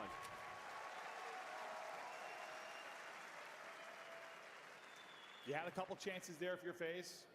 You're able to get on A once as a BZ before you really capture B. You have another threat there later where, you'll see some teams try to maybe get 2 bodies on it, but FaZe, they're usually 1 person on it. Try to slay around it. They can be the best to do it from that position, but you get a great retake eventually from Ultra. You get 4 ticks. I mean, it's not bad. You get some pressure onto A at least, but you got to think both these teams are such a great chance to take an offense. They're so skilled at doing it. I feel like somebody's going to do it here eventually. Yeah, between the top 4, it always feels like somebody finds one. Yeah, right. See if Ultra can do any better now in their offensive setup. A little 2-2 split. See if they can find any easy pickings over towards A. The picking's not going to come easy. It's a BZ shutting them down. Simp involved in the action as well. And when you get a 3-down clean like that, it allows you to layer up the map, get a little bit more aggressive. Cell gets dropped right away, though, and you win another big gunfight. So that immediate pressure goes away a bit, or does it? Yeah, I was going to say it forced Simp maybe to have to rotate on over. Sorry, Draza rotate on over, so Simp's got to play aggressive B tank. But yeah, you got to keep someone. Just make sure they didn't cross over towards A. Simp, though, has just played his life. Finally getting it taken out. Just takes the entire Ultra team. Behind that, Abizi will layer on in. Same with Celium. Kleenex just locking this down. They start toward that B objective. See what kind of progress they can get in this hit. They continue to find kills. It's looking good for him now, but Draza, he's able to get a double. Similar to Simp last time through, you just slow down that onslaught. Big multi-kill there for Draza, and Abizi with a 3rd. So what looked like a bright spot maybe for Ultra, it falls apart quickly. Now you've got 25 seconds left, and now things get interesting. You're all here. You are all here. This could be a blender of Ultra. That's going to be another 3 dead. They do not have a tick on a point right now. What a defense so far for Atlanta FaZe. And you still have number 7 and Simp in position to make sure if that A spawns come in, he's able to stop that or get shots in. This is your last chance really to push forward if you are Ultra, but you're getting mowed down. Only way you're dropping is running out of ammo. It is a perfect defense there from Atlanta FaZe, and maybe that's a round. That's a round where it's like things are clicking. Because when you are like top 4 teams playing each other on this, getting like a perfect hold with no progress is very, very tough to do. That's the best they've looked so far today. Yeah, no doubt about it. Is that enough to tell you they're awake now? No. No, it is not. It's a defense on invasion. I wouldn't think so. True. But perfect holds are tough. I think maybe to just kind of, maybe calm down the nerves a little bit, get on the board after losing that first round. Just play some standard COD that they play every single day, right, in practice. But yeah, I think not enough yet for me. Okay. Well, we'll get back to another offense as FaZe will have a pretty heavy lead. Obviously, the objective department, typically if you get a goose, historically, you're looking at an offense in round 5 if it goes the distance. Abizi, as he gets to 6 straight, as he started to fire on all cylinders, that'll be a cruise, which could be huge deeper into this. An explosive kill for Draws, but it's 2 for Kleenex as they go 2 for 2 on both sides of it. Cell, everything is blowing up on the map. Insight, though, able to survive that fight. We'll get back over to Abizi, who's on the street. Yeah, he's just been lurking now. Nice The stun able to hit him on the from Kleenex. So they've been trying to find him. He's going to find 7 in a row, though. And you see the position of Ultra. A is open again. Abizi loves to go for these kinds of plays. Just put all the pressure onto him. He can be so good here. Trying to hit the slide on the Envoy, and he does. 8 in a row. Trying to find number 9. Scrap with the headshot. We'll take it down. You already see it. Defense secured for FaZe in round 5 if we get there. Yeah, I mean, Abizi's been the guy. leaking through the cracks and able to get onto A over and over again. A team kill comes in itself, takes out Draws, so maybe delays the push a little bit here, but you got a lot of time. You got a minute 45 to go. Again, after B lives basically square, and who is it? Right back to it. BZ gonna get out to the point. Everybody transitioning across, and he's able to pick one. So Draws is here to get shots on through. The other two are trying to layer it through the B street. They do deal with the BZ, but you get two. Yeah, it's just where's everybody else? Where is the rest of the team? It's Simp and telling me though, starting to work up through Mannequin. You do have Scrap near the point, just locking it down, but they're already down to 15 lives, 90 seconds on the clock. FaZe trying to find that offensive round when Ultra have not been allowed to get into that mid-map setup we saw in round number 1. Not at all. And a lot of that due to this, man. BZ has been so good on the front lines. He certainly has. I mean, it wasn't working in the search and destroy on the front lines, but it has here without question. Down to 8 HP is Draws, but staying up for now. FaZe starting to group up again for a push. It's Simp that's going to find the opener. Draws nearly able to catch Kleenex on the cross, but can't quite finish it. We'll see if the nade is able to connect. It does. Vehicle explodes. Kleenex ripped out of it. You're trading to a degree if you are Ultra, but you still have a player here in Draws that's able to get the point and stop the clock. What are you seeing, John? Yeah, I mean, the problem is 7 lives, right? So, yeah, BZ's going to use the cruise. They want to get the attacking round win right here. We're going to know where everybody is. It's going to connect on a Scrap inside of A. That's going to be 2 dead now. You know the last positions of the final 2 players, 5 lives. The one thing for Ultra will be the clock. 30 seconds. You see FaZe very far from that objective. Yeah, they were so far, so the streak comes in, right? Get us in a position where we can win it and Scrap. You'd love to get something there. He's not able to get anything. Envoy can't finish it either. He gets stunned up. They can still do it with 4, though. They can do it with 4, unless Simp keeps picking him apart. Nice little slide and chow there from Envoy.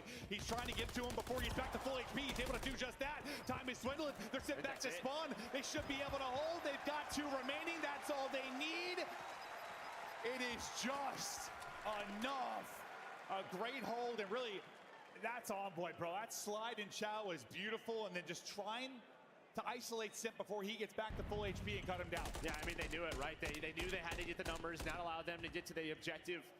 You buy enough time for Scrap to get off spawn, be in a position to help out, but as you said, Envoy, with his play, allows Ultra to go up 2-1.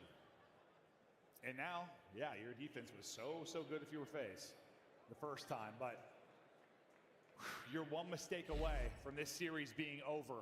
1 more round from Ultra, and FaZe are 3-0 bopped out of this one. Or can they muster up something to get this deeper? You really only had, like, I don't know, one time you had kind of a 3-4 down scenario where you got in a good position on B, but you retook it so cleanly if you were FaZe. You just do a better job in the opening moments. Insight gets up to 5 in a row, but drop before that turns into a streak. Yeah, I think he just died to a trophy, so a little bit unlucky right there for Insight. Heard that go off. Oh! Scrap just trying to connect on those shots, but the double chow out of FaZe, and now maybe the retake opportunity. Only 1 player on it in Kleenex. Envoy gonna help him out, just waiting for the nade to come on through. Simp's able to find one off spawn. Maybe Cell thinking about going through connector, gonna wait for Simp actually on the flank.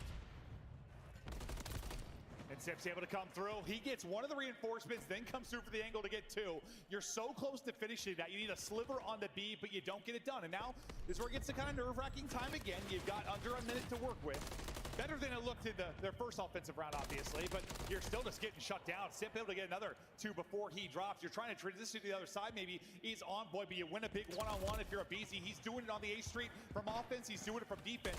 You just really need a moment on this, and you can finish it. Like, half the tick is already done. The progress never got cleared.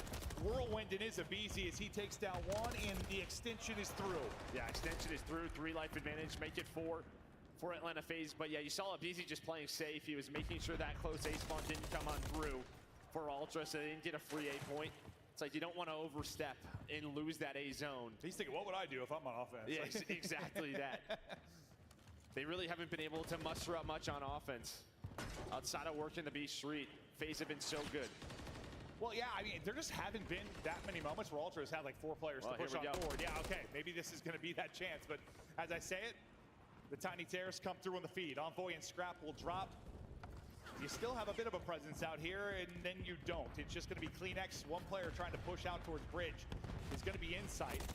A BZ looks to take the fight, can't quite win that. You got 50 seconds remaining, but still, it just takes one moment, and this map is done.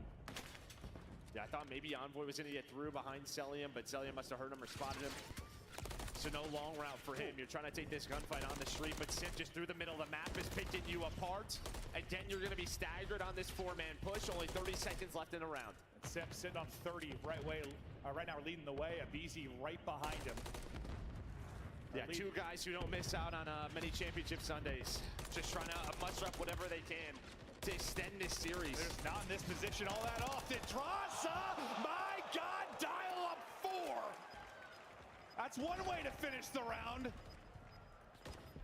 we'll see if he can carry this streak into round 5. Or get another kill. That won't happen, but with authority, Drasa closes that out.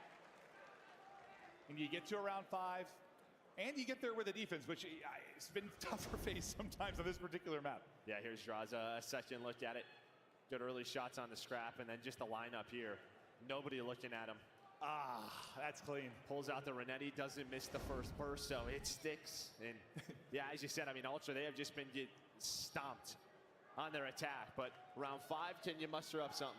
Can you find an opening? This is the beauty of our esport. You know, you get bruised and battered in 2 game modes. We still got a third, and they can sometimes chain together for that reverse sweep. But you still got to close out the map. You're not done yet. You got to hold another defense. Both have been so good. You haven't smelled egg. You haven't touched egg. They might be thinking about it now. They might be thinking about an 8 push off the early start. See 1, 2, and 4. They're starting to go this way. Drasa is weak. Scrap's able to find another one. Envoy is there. 2 players going to be on that 8 points. Looks like a nice pick, though, by Simp. That'll only put 1 player on it now. Abizi, the next man up. Trying to find what he can. But I think behind Simp's pick, with only 1 player here, they should be able to retake, but there's still a nice presence. Uh-oh. Here we go. Scrap and Envoy both able to get kills. Uh-oh is right. You're on it. It's flowing. Second tick is done. Third tick is looming. Are they able to clear it? They're not able to do it. Ultra strike, and it just takes 1 moment, and there you go. Unbelievable. No pressure there at all until around 5. How many times have we seen that? You're on 4 straight if you are Envoy, and now you're up against if you are FaZe. You've got to hold for 2 minutes. You're already in a 6-life hole. You're getting picked apart. Things are falling apart. Ultra hit another gear. That's going to be a streak down for Envoy. You got 2 people on the point. The progression has started. Envoy is lighting it up as he gets 8 straight before he drops. Simp himself trying to shut it down, but you haven't been able to close it out. Now second bit of progress is done. 1 more to go. Yeah, but Cruz, you have 2 minutes. You're up 8 lives. I mean, I think this is done. Missile in. Phaser scrambling. Abizi at least able to get 1 as the streak comes on through. He does not connect. Can you somehow hold? What an insane hold this would be if you are able to do it. 90 seconds now to go, but still the 6 lives. You need like a clean 4 down. FaZe need to be tanked. That's the problem. They have to get pushed up on this street. They do not have a ton of control here. They have broken, but that's about it. Through Bidam. You would love to put them in a trap further up the map, but there's no presence here yet. Here we go. Ultra, they find the first pick. The rest of the teammates starting to come on through. Celium and Abizi finding 2. Insight just going to play his life, and now you get B-Tank control. Now it can get interesting. Oh my God, now it gets interesting. Exactly right. The slide on in, it's awkward as Abizi's going to chest bump 1. You get the strength though if you're Drasa. You might get triple chowed here though in a moment. They're looking to take different routes on mid-map. That'll be Simp that's trying to pick that up. On one end it's Draws, on Simp it's the other. You find both kills. You snap, but you fall. They get 1 to stagger it before they fall though, and then Abizi is next up the bat. 9 lives remaining. Again, nobody at tank though. So look, Insight's gonna follow it up. Scrap's the next man, but Insight is through. You're finding some early picks though. 35 seconds here for Ultra. This would be such an insane hold. And they're so close to doing it. 9v9 now in the lives department. Under 30 to go. You chow out, but Scrap just keeps on shooting. Abizi shrugs that here one we go. off. It's a 4-man push-up B. Here we go. Here we go. Cell back to full HP. Cell gonna get caught though. They're trying to funnel back. They're on to the point. It's going. It's going. It's done. It's done. FaZe are out. Ultra win.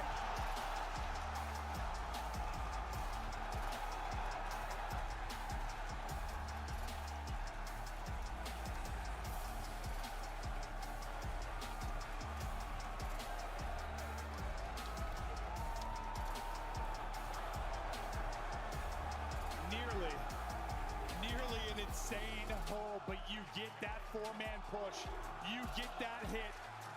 It just takes a moment in Ultra Strike. And it's Insight's play to stay alive. B-Street, he crossed. They lost B-Tank control. Nobody funneled in. And then Abizi goes for it. He sends it. And then after that, everybody else just floods the street. Yeah, I think Scrap, he just kept shooting, bro.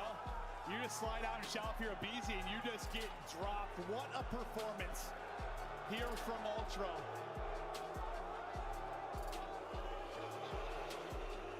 It is a 3-0, and outside of the map 3, it's a convincing one. You dominate him in the hard point, you dominate him in the search, and it started to feel like I started to be a believer to some degree. Like, if you take that map 3, you've really got a shot to bounce back into this, but they don't. And I'm sure for that man, Chris Lear, Simp MVP on the regular season, he is heartbroken right now because he is expecting to get to every Sunday. Yeah, no doubt about it. Now for Ultra, can you keep going? Can you make the run? You got a long day today. That was one of potentially 3 matches. Now this Ultra team, you to play the winner of our next matchup between Miami and Thieves. So we might have a Thieves Ultra rematch for winners round 1. That's true. That's true. Miami can get it going. A little Scrap versus Vinkel. The two came up through Toronto Ultra Academy. I just kind of figured, like, whoever won this one, you might be making a run to a final. It just propels you through this day. You end up playing 3 matches. I thought we were going the distance, probably. I did not think this would be a 3-0. Ultra showed up. They came out hungry and just dominated it.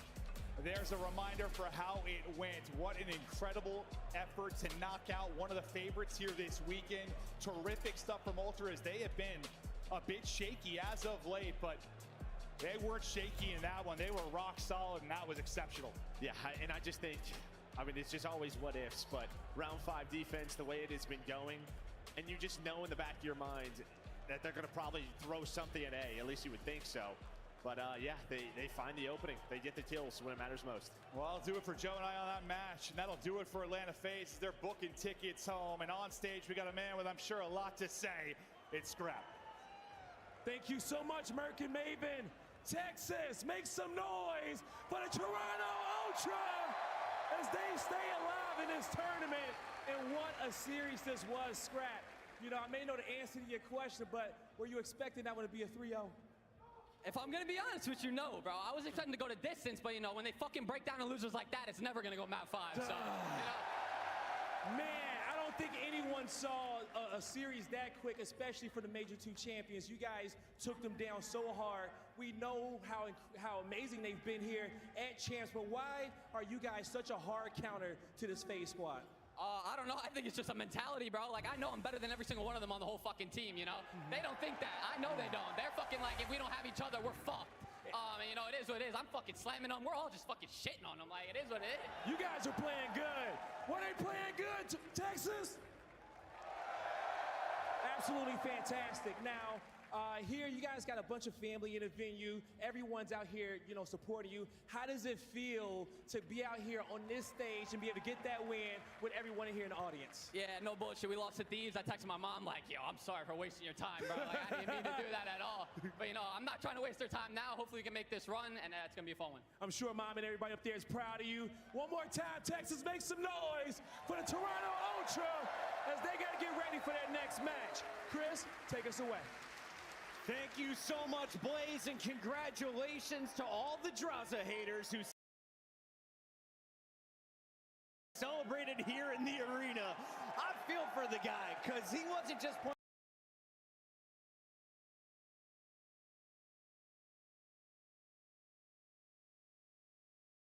playing against Ultra. FaZe had the fans against them, and Ultra were feeding off those vibes. Yeah, unbelievable plays, man. I'm going to show some extra love. Obviously, the Scrappy played great, but Insight, massive plays in the first hard point.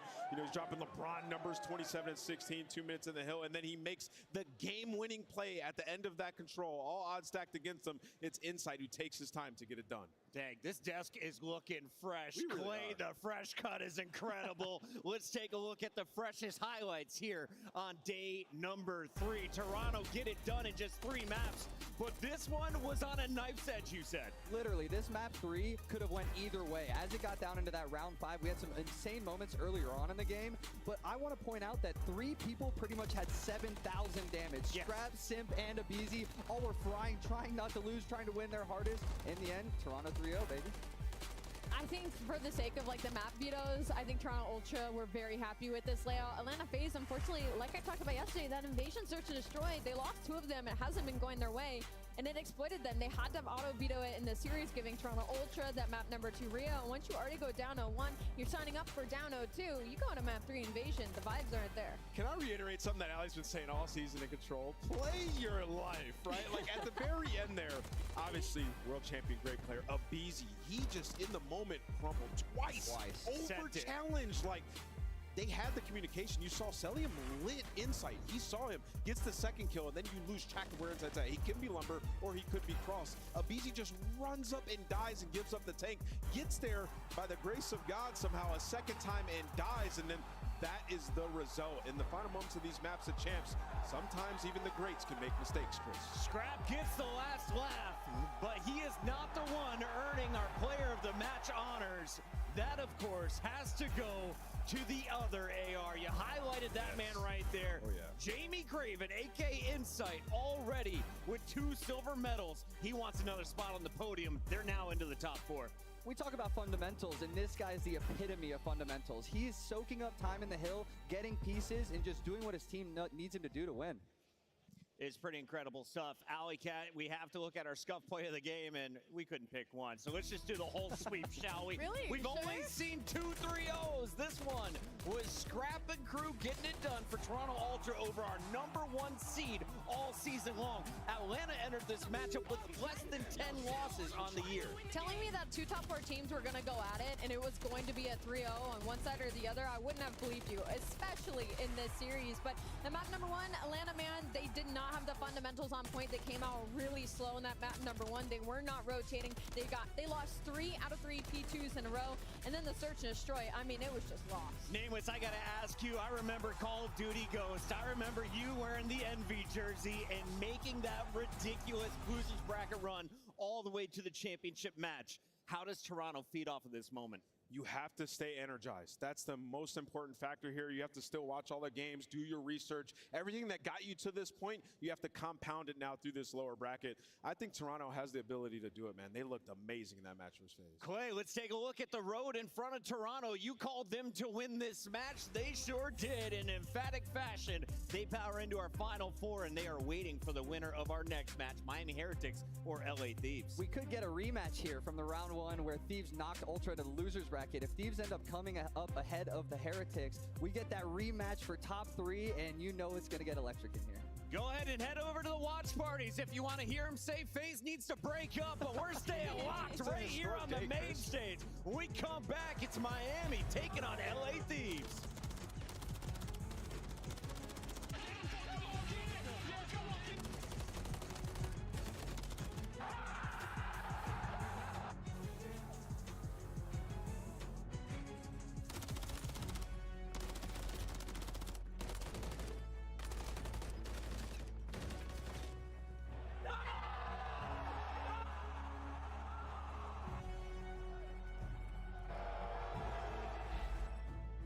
Call of Duty League Championship Weekend is presented by Corduroy, the only beanbag in the world with a bed inside. Call of Duty League Championship Weekend is brought to you by Wingstop, the official wings of Optic Texas. Scuff and Optic have teamed up once again, this time for a limited edition Prism Mystery Box with an exclusive design in 5 different colors. Grab yours today at scuffgaming.com/optic-prism, and you could be one of the lucky few to unbox the gold controller.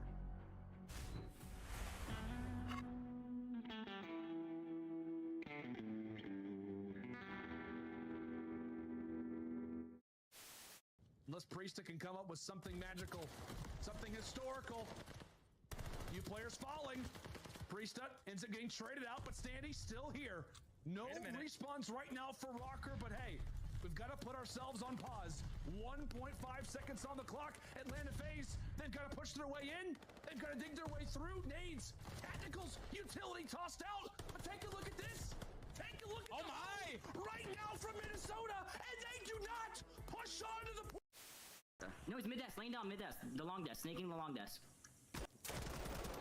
Nice play. Good Let's go, Clay. Let's go, Clay. Should've ran at him, bro. Yeah, you should have with the Vaz for sure. All good. What do you think of my shirt today? It is a choice. It's a choice. Listen, guys, I put this shirt on. I felt pretty sexy, to be honest. Yeah, I looked in the mirror and thought, God damn. And then I got into the green room and everyone said, your shirt's too tight, you look like an idiot. And I was it's just a little too small, but it works. Weak. One shot low. Nice. Rug was weak. He was weak. I'm just holding the iron. I couldn't get him. He's one off a street, Teach. He's working bomb quick. He's playing confident. You saw him. You can't get on till 8. Oh, frag. Wait, what? All right, we got to regain.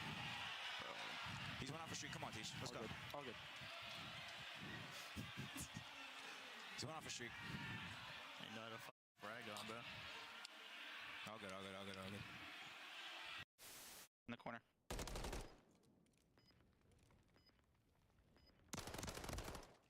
Nice, bro. I would have killed him. I just ammo. This is ugly, bro. What are they doing on the map? I have JCap here from LA Thieves. Big day today, boss. Very, very big day. You know, getting down to it and really looking at what's been going on so far this tournament. Control. You guys, round 5's 2-14. Not looking so good. I want to know, are you second guessing Karachi Control right now?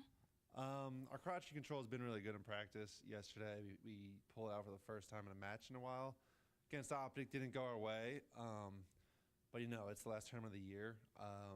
Can't really go against what you believe in. You know, your maps are your maps. So we'll see what we end up doing in the vetoes. We have our whole plan laid out, so we'll see how it goes against Miami.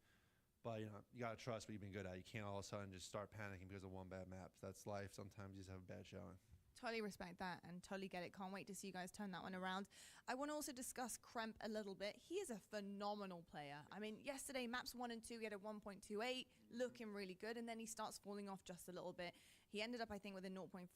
Not the best stats for him. And I know as a young player, that gets in his head, and I think we've actually heard that on broadcast before. He knows it gets in his head. For you as a coach, we talked about mentality yesterday as well, or the day before. What are you doing to pull a young gun like him out of a rut, especially on a big day like today?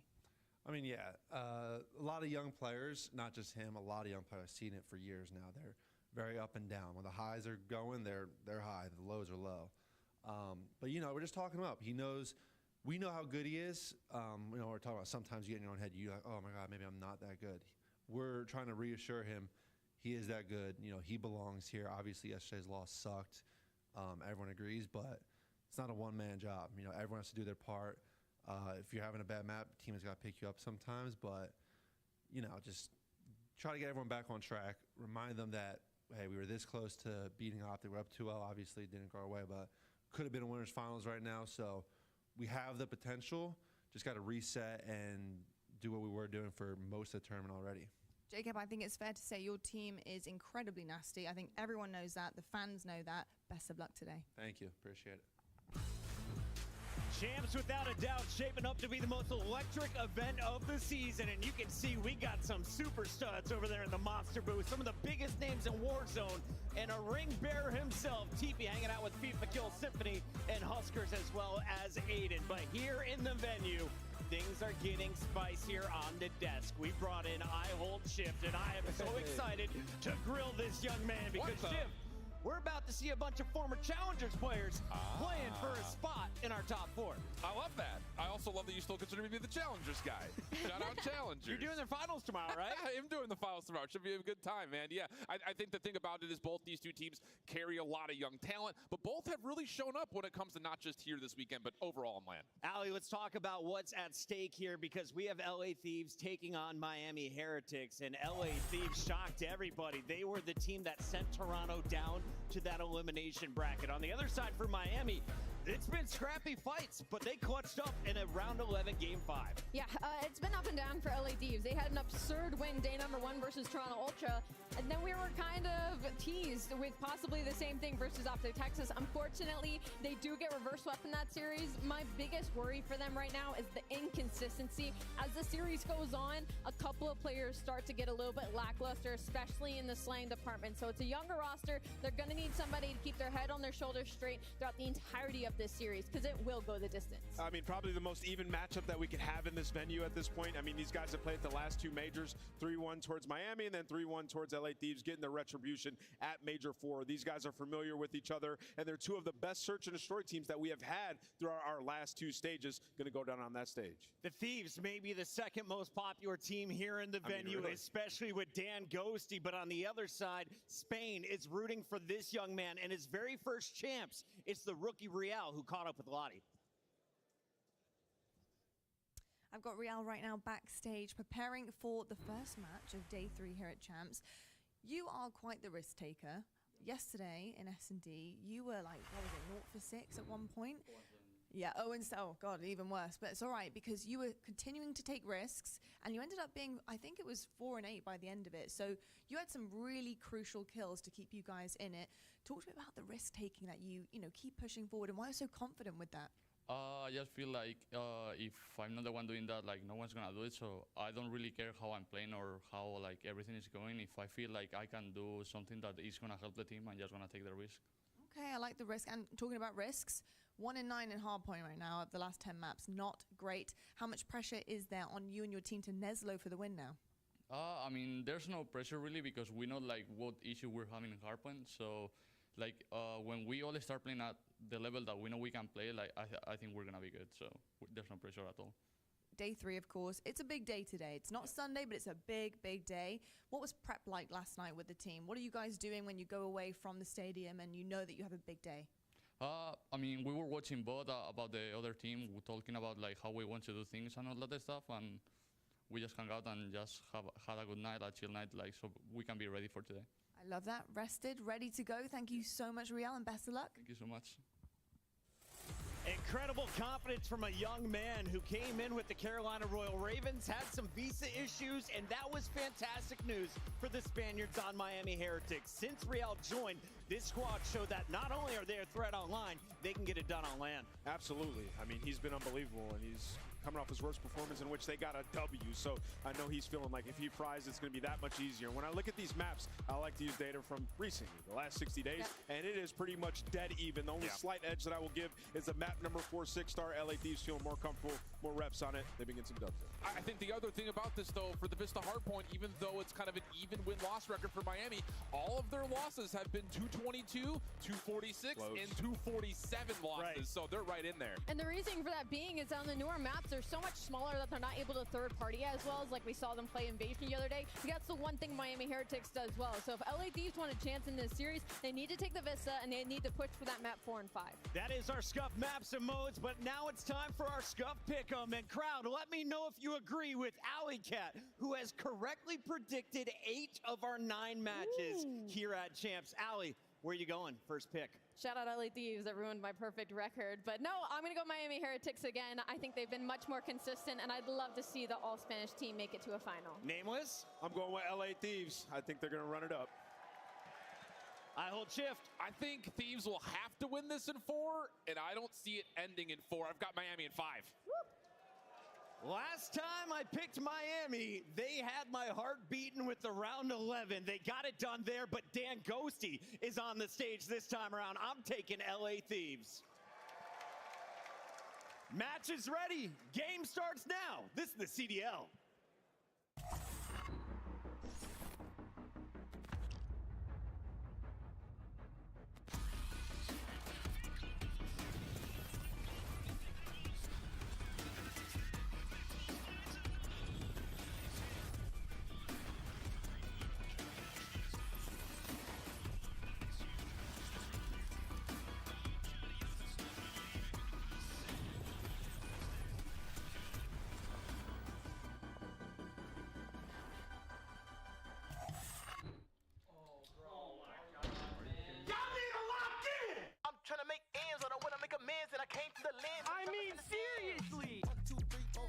Yeah, I'm turning up to the sky.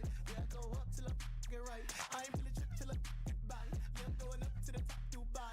If you think I'm playing, just know it's on side. What you on? Hit you with the Muay Thai. You don't kick till you dome, bitches on sight. Try to walk in with the limelight. I come up with the kush right. You know better than a sharp right. Yeah, I'm cooking. Yeah, I'm coming in, feeling super saiyan. Oh my God, you think you was it? Use a little. Yeah, I'm coming in. Stop playing. What the fuck think about? What you saying?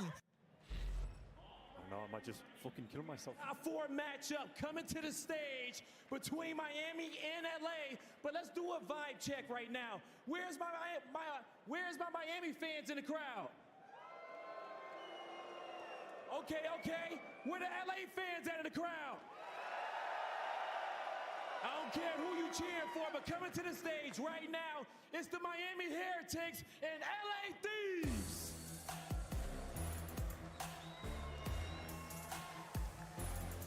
Both of these teams have been battling all year for their names to be at the forefront of the conversation of being able to take on the top 4. Miami Heretics a little bit more surprising, but LA Thieves, the last red team, still alive for championship weekend. The last 2 underdogs left in the tournament. Only one will remain after this matchup. Who's going to be the dark horse? Will it be Miami or will it be LA Thieves? They played at the last 2 majors. We get to see them for a 3rd time, Blaze. I'm excited for it, Ann and Allie. It's an underdog matchup, and they ready to get it going.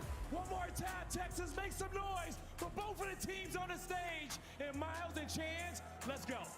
Oh, baby, we've been ready to go for this one for some time. After a very delightful and exciting start to the day, we're going to calm things down just a pinch, but we are spreading this one from coast to coast. Very excited to get into this elimination matchup. The top 4 LA Thieves taking on Miami. Cannot wait. And look, we can try to calm things down as much as we want. We know that there's going to be nothing but passion dripping on the main stage. These are like the 2 feistiest teams I think we have in this tournament in terms of they are going to be electric. The Heretics, they've been hunting this down since the start of the year. A couple micro adjustments in the rosters. They found their form. Real was a Rookie of the Year contender. He didn't get that prize, but he's looking for more at champs still on the stage. And LA Thieves, it is the exact same story. These guys are hungry, feasting, and we know when we go to a listening, they are going to be the loudest team we have in the venue. Well, they are definitely one of the louder teams. I will say, though, the comms have been a major talking point. We heard the way JCat was discussing the attitude of the squad, and they've been absolutely working on nearly all of it. That man on the left-hand side, a major part of it. But these 2 players will be keeping a firm eye on both Ghosty and Lucky going into this matchup. For top 4, once again, if you've just joined us, it's going to be a bloodbath. And you see the big difference between the players as well, right? Ghosty has been an absolute slayer, one of the best looking ARs we have in the game, but then when you pay attention to search and destroy, Lucky's been godlike, not just at champs, but for the past 2 stages, he has been almost quietly one of the best search players in the game. It is not just his KD, it is also his first bloods. However, SD is one thing, because LA Thieves are gonna go toe to toe. The respawns have been an issue, and that is unacceptable against a squad like LA, who will come out with the fierceness. You gotta punch them quick. 1 and 9. You cannot afford that at champs, not this late in the year. Well, that's the Monster Energy pregame for the Miami Heretics. We'll see how the hard points go for them. And that control in the middle of the series as well. SD, super solid. It might be their saving grace. We'll find out, though. As we start to get into this one, ladies and gentlemen, it's time for map number 1. Loser advances to top 4. The winner advances to top 4 here in the losers. The loser goes home. And it's going to be so much fun, man. I've heard Spanish Twitter has been popping. Back in the day when we had the old school champs, 32 teams, players coming from all over regions, the Spanish scene was one of the largest. That was non-NA, non from the UK. Spanish players love it. And again, the passion has been incredible. And on a map like Vista, it is right from the jump. It is going to be a blitz of action. Right into the middle of the map we fly, folks. Lovely opener here, both teams jostling for position inside the cafe. Big start there from Miami Heretics in the kill feed. They walk away with the kills and the time. And they got the entire setup as well, right? Blocking the spawns, watching the middle of the map. Metal is going to have that first cut off, and he's got vehicle for the existence, and those 2 players deliver. That's perfection. That is LA Thieves getting stomped out on the opening break. There are no open avenues of attack. You try to pierce through mid. Everybody from Heretics getting involved. Big tag, Joe, Deceive somehow gets his kill. And now into the time, just for a brief moment, Real back in and out. You heard the interview with Lottie. He's feeling very confident. We'll see if that confidence can continue here on Rio. It's just damning, though. I mean, a little bit destructive, maybe not too out of control off the opening break, but Miami still staying ahead of the game, even on rotation. Lucky's going to be there first. You see him popping up in the kill feed, and while he gets traded out, Metals is there to pick up his boy. Ghosty, main slayer for the squad, looking for the power positions. He's going to get it. P2, rotation, done. And it's a great opportunity to get back into this one if you're the LA Thieves. You are completely surrounded on that minimap by Heretics players. Lucky finds a big one, Nasty. He managed to get through in his watch, and now Real brings him down as well. So wonderful situation to find yourself in now. Miami, full control in the time. And it's always too good of a setup. The teamwork of Miami has been criticized, but later half of the year, these guys have been impeccable. Full spread on the map, and every single kill getting traded as well. It is Dan Ghosty, last man standing in the hill, but that's the man you want. Irons up, keeping that time. And that's time, but it's now Metals on the counterattack. Big win from Krim there, rival 9 in hand. On a Lucky up next, big wins again from Ghosty. It's just grande wins from left, right, and center. LA Thieves, what a wonderful P2 you've had. Oh, Real nearly doesn't finish it. Joe down, contest on, big win for Vico. Final 5. Rotation though, also goes to Heritage. I was gonna say, look at those spawns. Actually, both teams effectively spawning out, but because Metals just wins a huge one in the back, able to take down Nasty Heretics on the long game, gonna have the spawns. However, so much pressure right now coming from the LA Thieves in the start of the hill that does not last. They get absolutely picked apart, and they spawn so far away. So far away. No one on the point just yet. We're waiting for the opportune moment to get on in there, and that's Real. 7-3, nice start from him. Things get real mixy though. Wow, Lucky, nice two-piece. Joe Deceives back in there, and again, an open hard point for just a second. LA Thieves, now it's your time. We're gonna get back into this. Yeah, what a moment of the game as well. Nice little bounce back, flip the spawns, get the time. LA Thieves needed that momentum, and they might be able to carry this through. A momentum-based team on point when they get it. Gunfights like that for Joe Deceives, you think might go a long way, but so far, a battle here on Vista. Well, that doesn't go very far at all. Metals absolutely clotheslines him. Ghosty now, serious trouble on the rotation towards New. Back-to-back hard points the Heretics have found.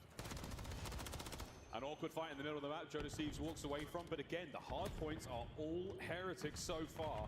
Chance, you needed them to come out and hit the Thieves hard, and so far that's what we're seeing. I mean, it's just been scattered, right? Neither team able to hold on to the spawns, and now Kremp unfortunately has to break in through the front. Not an easy feat. Lucky's got the spots, and the trades roll through, so you have LA Thieves. Pierce going to set up for a brief moment, but spawns are out of control. Nasty in the backline trying to make the play. Trying. Can he find anything? Nah, a little bit of damage, but not enough for the kills. His teammates do win the fight so by the point, though. So for now, a small advantage. No trophies to be found, though. So these boys, ears are ringing.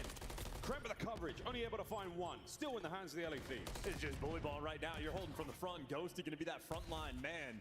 And Heretics, 20 seconds left. You want to make the break. It's good reads, but better gunny from Ghosty. Scrap time for LA. Lead change, LA as well. No cut-off plays there. 3 down in the feed. Rotation towards New. It's going to be a foot race. 2 teams now diving over towards it. As Kremp upstairs, looking to make sure that no one gets near the bottom side of that bridge. That's where his teammates are. Real tagged up. New hard point open for business, and it's still anyone's point. Yeah, and Kremp is cracked as well. This man just pulled out every single gun. YY 37 times, checked every position, but gets the kill. Nice little 3 spree, and really just needs the teammate to get on the time. LA Thieves, they've got the full map spread, and finally Ghosty able to set foot on it, but only for a brief moment. Thieves, they want the kills first. They got the cutoff this time round as the setup in position. We're looking at the 100-point mark in a moment. In from behind come the Heretics, only for a second. Metals finds 2. Metal finds 3. What a play. Hard point now in the hands of Heretics. And all that pressure LA Thieves just had on the hill. Metals just strips it away from you. And now you're coming out of spawn, dealing with players like Fecal. It is Heretics' turn to play with a little bit of pace. Holding that hard point. 15 to go. Back to P1 after this. A great first set. Both teams neck and neck. Heretics plenty of control. They are set up perfectly to pick up the first few seconds of the new hard point. And a lovely contest between our 2 teams so far. And this is tried and true, the most devastating moments of the game. Who can win that second set of rotations over towards P1? Lucky first man in the hill, but LA Thieves crawling and swarming around it. Joe Deceives takes it from you. A missed opportunity for Miami, and now the opportunity for Thieves to retake that lead. That's Metal's 3-piece there in the PIP. Beautiful shots into the second man, and that was Nasty upstairs.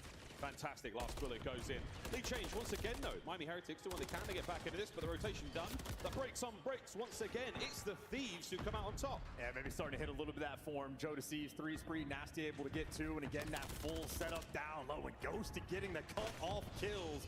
No flanks rolling through. No one can get through the middle of the map. Heretics trying to reposition and maybe a little bit desperate for it, but they get it and they nail it. Lucky the distant gunfight turns some heads and Heretics break on through to the P1. We're going to be a tied-up game going into new. Yeah, all things considered, great looks out of the Heretics. Early rotations are going their way. They're winning big gunfights. They're just getting broken, and it's solid chunks of time either side, but it is still anyone's game of Vista. And you wonder if the nerves are going to set in for these teams at Champs. The biggest matches of these players' career, but everybody right now contributing. All of the rotation by both teams. It has been an absolute battle. High-level Call of Duty to be playing on Saturday. Oh, Lucky still alive at the point. Vehicle backing him up. Beautiful shots. Grim managing to get at least one. Over to Ghosty now, looking to get the break alone. No one here just yet. Finds one. The second on the run around. And now Heretics still finding great success on this P2. Still though swarming. Joe Deceives able to get the wraparound. You're able to make that break. These guys can be hot and electric. Let's go to a listen and see how the Thieves sound. CMU. I don't see him. I think He's going to 1 minute though. I don't see him. You. Real's gone new. There's already 2 new. Already 2 new. You and 2 new.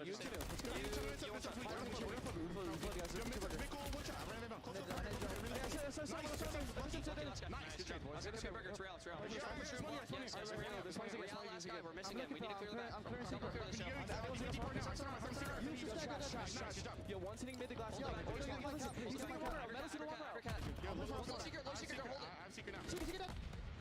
Another one, I think. Let's secret. Lock it in.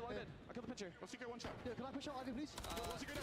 Yes. Yo, one more, go in, let's secret, and me get some power. Let's secret. I'm pushing Ivy. I'm all in. Let's secret from Let's secret. Let's secret. Well dead. I think you could go to the back. Wood, Lucky. Wood, that's not everyone. Wood is I'm dead. Secret weak. I'm sending you. Just still finessing secret. One more time. Secret. Ivy weak. He's already out. Hold the back. Double tell me, Ivy. I'm happy. Ivy. Nice. Let's try from big secret. Probably secret. I've tried me. Ivy cross. These are 3. Yeah, Ivy one's middle. Ivy dead. And that is another outstanding listening from the LA Thieves. Talk about an improvement in the comms department, and they're right back in the hard point. Yeah, quite literally no better evidence that these guys have been putting the work in, and now even more so, they have the spawns in the back. They don't have the time for the moment, but Kremp right here, ready for the kill. Trying to find the in towards the backside of the hard point. Big tags, what a win on the Lucky.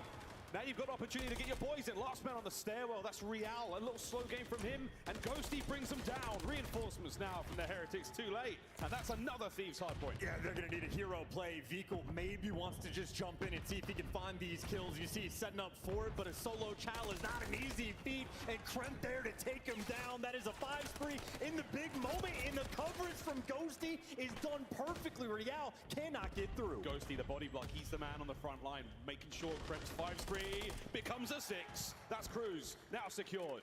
Rotation over to the top right-hand side of the map. Heretics, they're ready for this one. Here comes another back and forth. And I'm telling you though, Kremp is the man where you can just identify how much success LA Thieves is going to have. The absolute X factor for the squad. And now you got the cruise missile to break into this next hill. The second they get some space, that's your opportunity to break it down. Here we go. The bang will be the go button. Kill in the middle of the map. Man on the hard point. Perfect comms onto the players on spawn. LA Thieves, you set yourself up for success. That's the break, that's your hard point, and that's 200 points crossed. And you got Nasty in the perfect spot too. Nice little flank, line them up. There's number 1. Vikal, the next man in line to fall, and he gets him with the Renetti. A perfect use of the cruise, and a massive lead now on Vista. One burst away from finding another one there. Metals on the back, trying to find his way in. He does. What a win on a Kremp. Open hard point. Nobody home. Next set of kills are going to be big. Oh, Gunny, no breaks, but you still need to get them out of this time. The Ghosty is soaring to make it happen. Metals has made this his home, but these simply have too much pressure. Pressure still on. Contest is now there. Ghosty from above. His teammates find the kills. Next wave of Heretics. They're in. What a win. Ghosty finds another. We've got the hard point in full control. The last moment contest here. We go back to P1. And for Heretics, nobody actually rotated. They're full sending into death over the bridge and not actually able to get that time. So LA Thieves a gift into the restaurant hill. Nasty finds kills in the middle of the map. Buys his boys space, and space and time is what you need right now. LA Thieves, big contest. Any more kills here? It's Vikal trying to lead the charge in towards the hard point. Ghosty down. Hard point now in the hands of the Heretics. You can see how much Vico wants it. That is a force spree off spawn. This man has 75 engagements, and now Lucky here to lock down the middle of the map. We have seen so many comebacks here on Vista. Moments like this that just get out of hand. Lucky managing to stay alive and squirrel away. Real finds two, and the game still goes. This is a 60-point deficit. They are clawing themselves back in from it again. Vico was the one that got them to this hill with the force spree. Now he's looking for a cruise. He can't get it. And Thieves, it is a cakewalk right through for the final 10 seconds. On rotation, though, it is Lucky. The Iron Boots from Miami Heretics, desperate for some help. Your breaks have been so good all map long. LA Thieves, one more now, and you could seal the deal. Vico finds two. Lucky on the point for spree. The front line being pushed forward. It's all down to Nasty to find something, and by the time he gets one, reinforcements are being obliterated. Nobody home still. The Heretics still in control. Nasty doing everything he can, but he gets chopped. And look at the split spawns rolling through Miami, hunting these players down. It's number 6, Kremp, causing the chaos, and as he gets traded, everyone else now towards the top. Breaks in. Real finds one. One man on the point. Thieves full control. Medals on the counter. Desperation effort now. Heretics have to go. They will lose this game here. Here we go. Final few moments. Kremp. Whoa, nearly gets a two-piece. That should be game. Nobody home. Real. Last chance. Last ditch. Contest. Game. The LA Thieves do not let that comeback happen. As the arena goes red, a sigh of relief as map 1 comes to a close.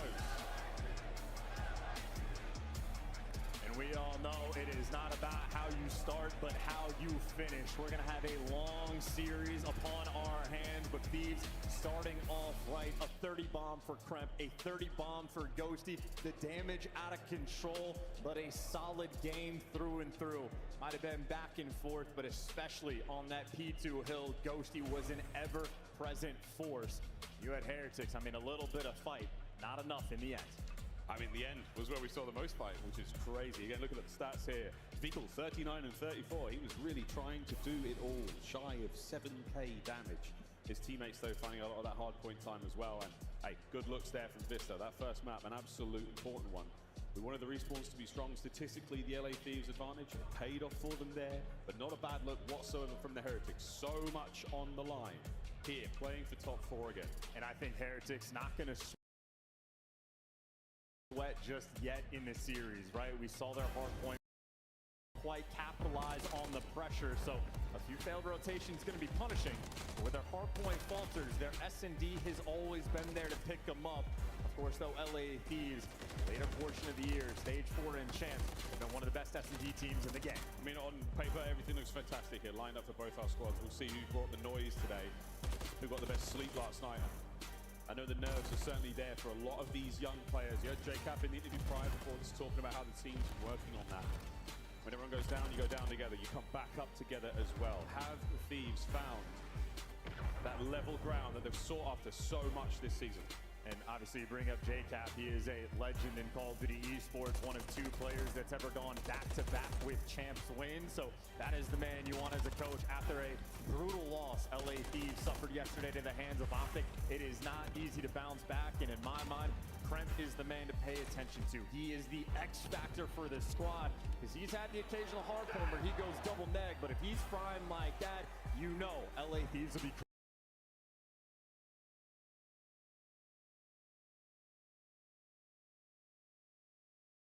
cruising through. Full of beans.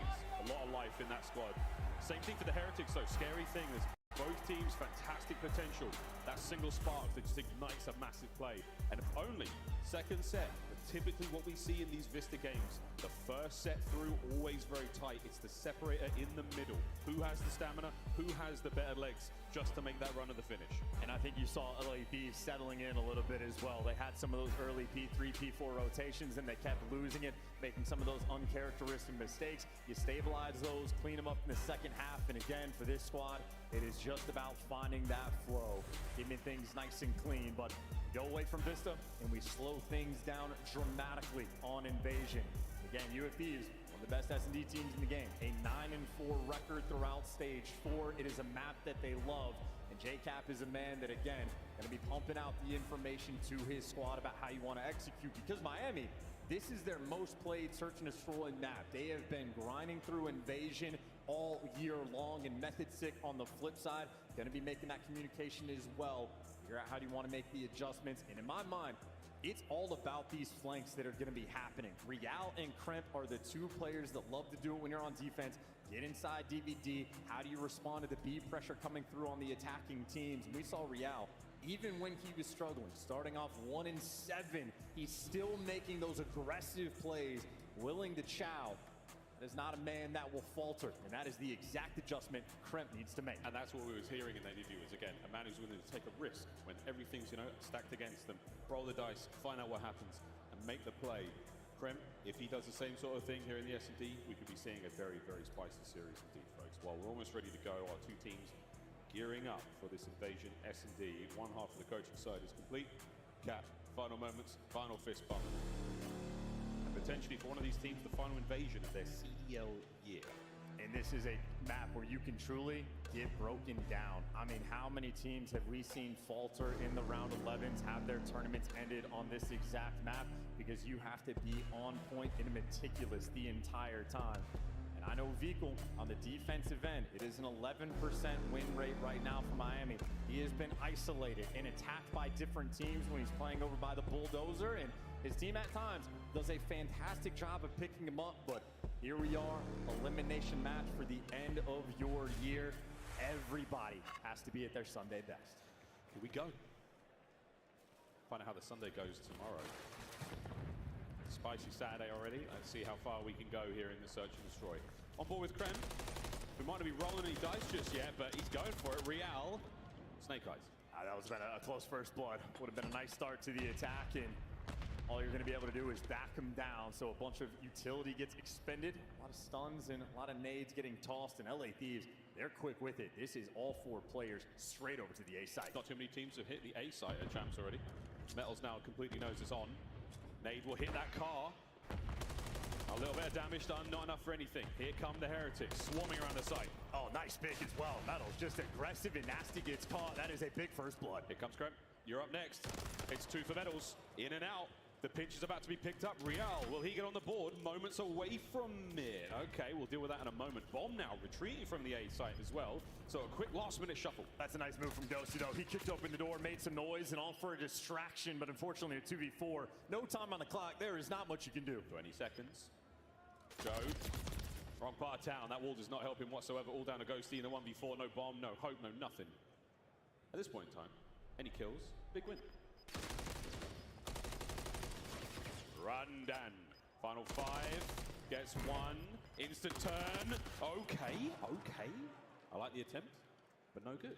And we talk about a map that you have to be perfect on through and through. Literally just the first blood. Nasty completely caught out, trying to chuck a nade that he would not get a kill with, even if it blows up the car. Assuredly, Lucky's going to have on EOD. And, well, while Nasty's busy cooking that nade, Metal's busy shooting his gun. Impressive first round. Heretics starting things off right. It felt so cool, it felt so calm. Completely unlike their comms. I know there's a huge contingent of Spanish viewers with their hopes resting on the Heretics right now. But such a successful run in other sporting endeavors, why not add some Call of Duty championships to that as well? Let's find out what happens in round 2. Yeah, aggression from LA Thieves as well. It's actually Ghosty playing inside of Dark, and Kremp will be up top. Nice route being taken by Real, but gonna be in a crossfire and can't get it done. Ghosty the man to collect the kill. Him and Kremp working perfectly together. Great damage, just not enough to close it out. Here a nade bounced so close to Vikul there. Oh, that one hit him. Trouble. The bomb down now as well for the Heretics, 2v4. This is just an easy round. Kremp and Ghosty, nice little duo spot. Metals 1 HP, and Metals there to give you extra. I mean, if you want to bail out, you could try to clutch the 2v4, but right now Metals is thinking he just wants the kills on a 4 spree. 2 from the crew. That'd be nice. Ghosty, shoulders thrown, red dot on. He might be able to get the bomb recovery. Lucky now, trying to get the players out of mid-tank. Metal's got way ambitious there, hoping for a player off their back turn, but not to be the case. Now down to Lucky, who is certainly fighting his way forward. He earned a spot in Valhalla after that round, but it's 1-1. Kind of surprised, though, honestly, that Metals is just going to full send it through Dark with a 4 kill, but Lucky's calling out. I got 2 players on the tank. He was just praying for a timing.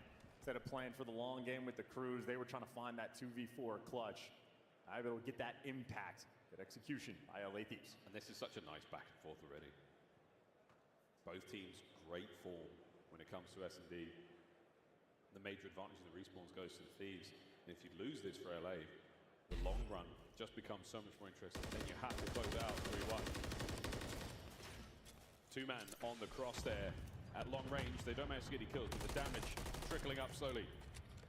You have Metals that's already backed up towards the middle of the map. They saw a bunch of players from LA Thieves cross over to B, but that's just a bit of information. They're attacking Real, and they're gonna get him. Everybody moving. Lucky needs to get out with his life, and he can't get it done. Trades on point. Thieves swarming around the A site. No one in position to capitalize on that. No nades on the inside, no nothing. Ghosty, he took that fight. Metals wide out in the open, 0 cover.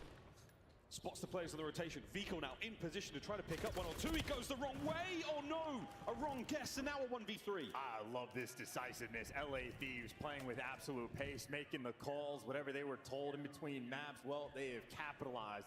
3 spree for Joe to seize a 3v1 with bomb down. Metals gonna have to cook something magical up for any hope to win this round. He's pretty cool so far at 4-1. But the ticking of that bomb just adds to the tension, adds to the pressure. And it's already been too much time for him. Now he just needs to make sure he does not give Joe Deceives this kill. Gave it to Kremp instead. Thieves take the lead. And again, the way they just played that round, everybody grew up together. We already know the play calls. Kremp and Real play the same spots. Real often the playmaker for the squad. Roams around DVDs. He's willing to be aggressive. They take the time, clear out that section of the map. No tank is going to be the next most likely spot, and they send everybody there for the kill. And at the very least, if Real even gets one, he gets traded out. You're fine for the 3v3. Instead, they bully, and they keep flying together.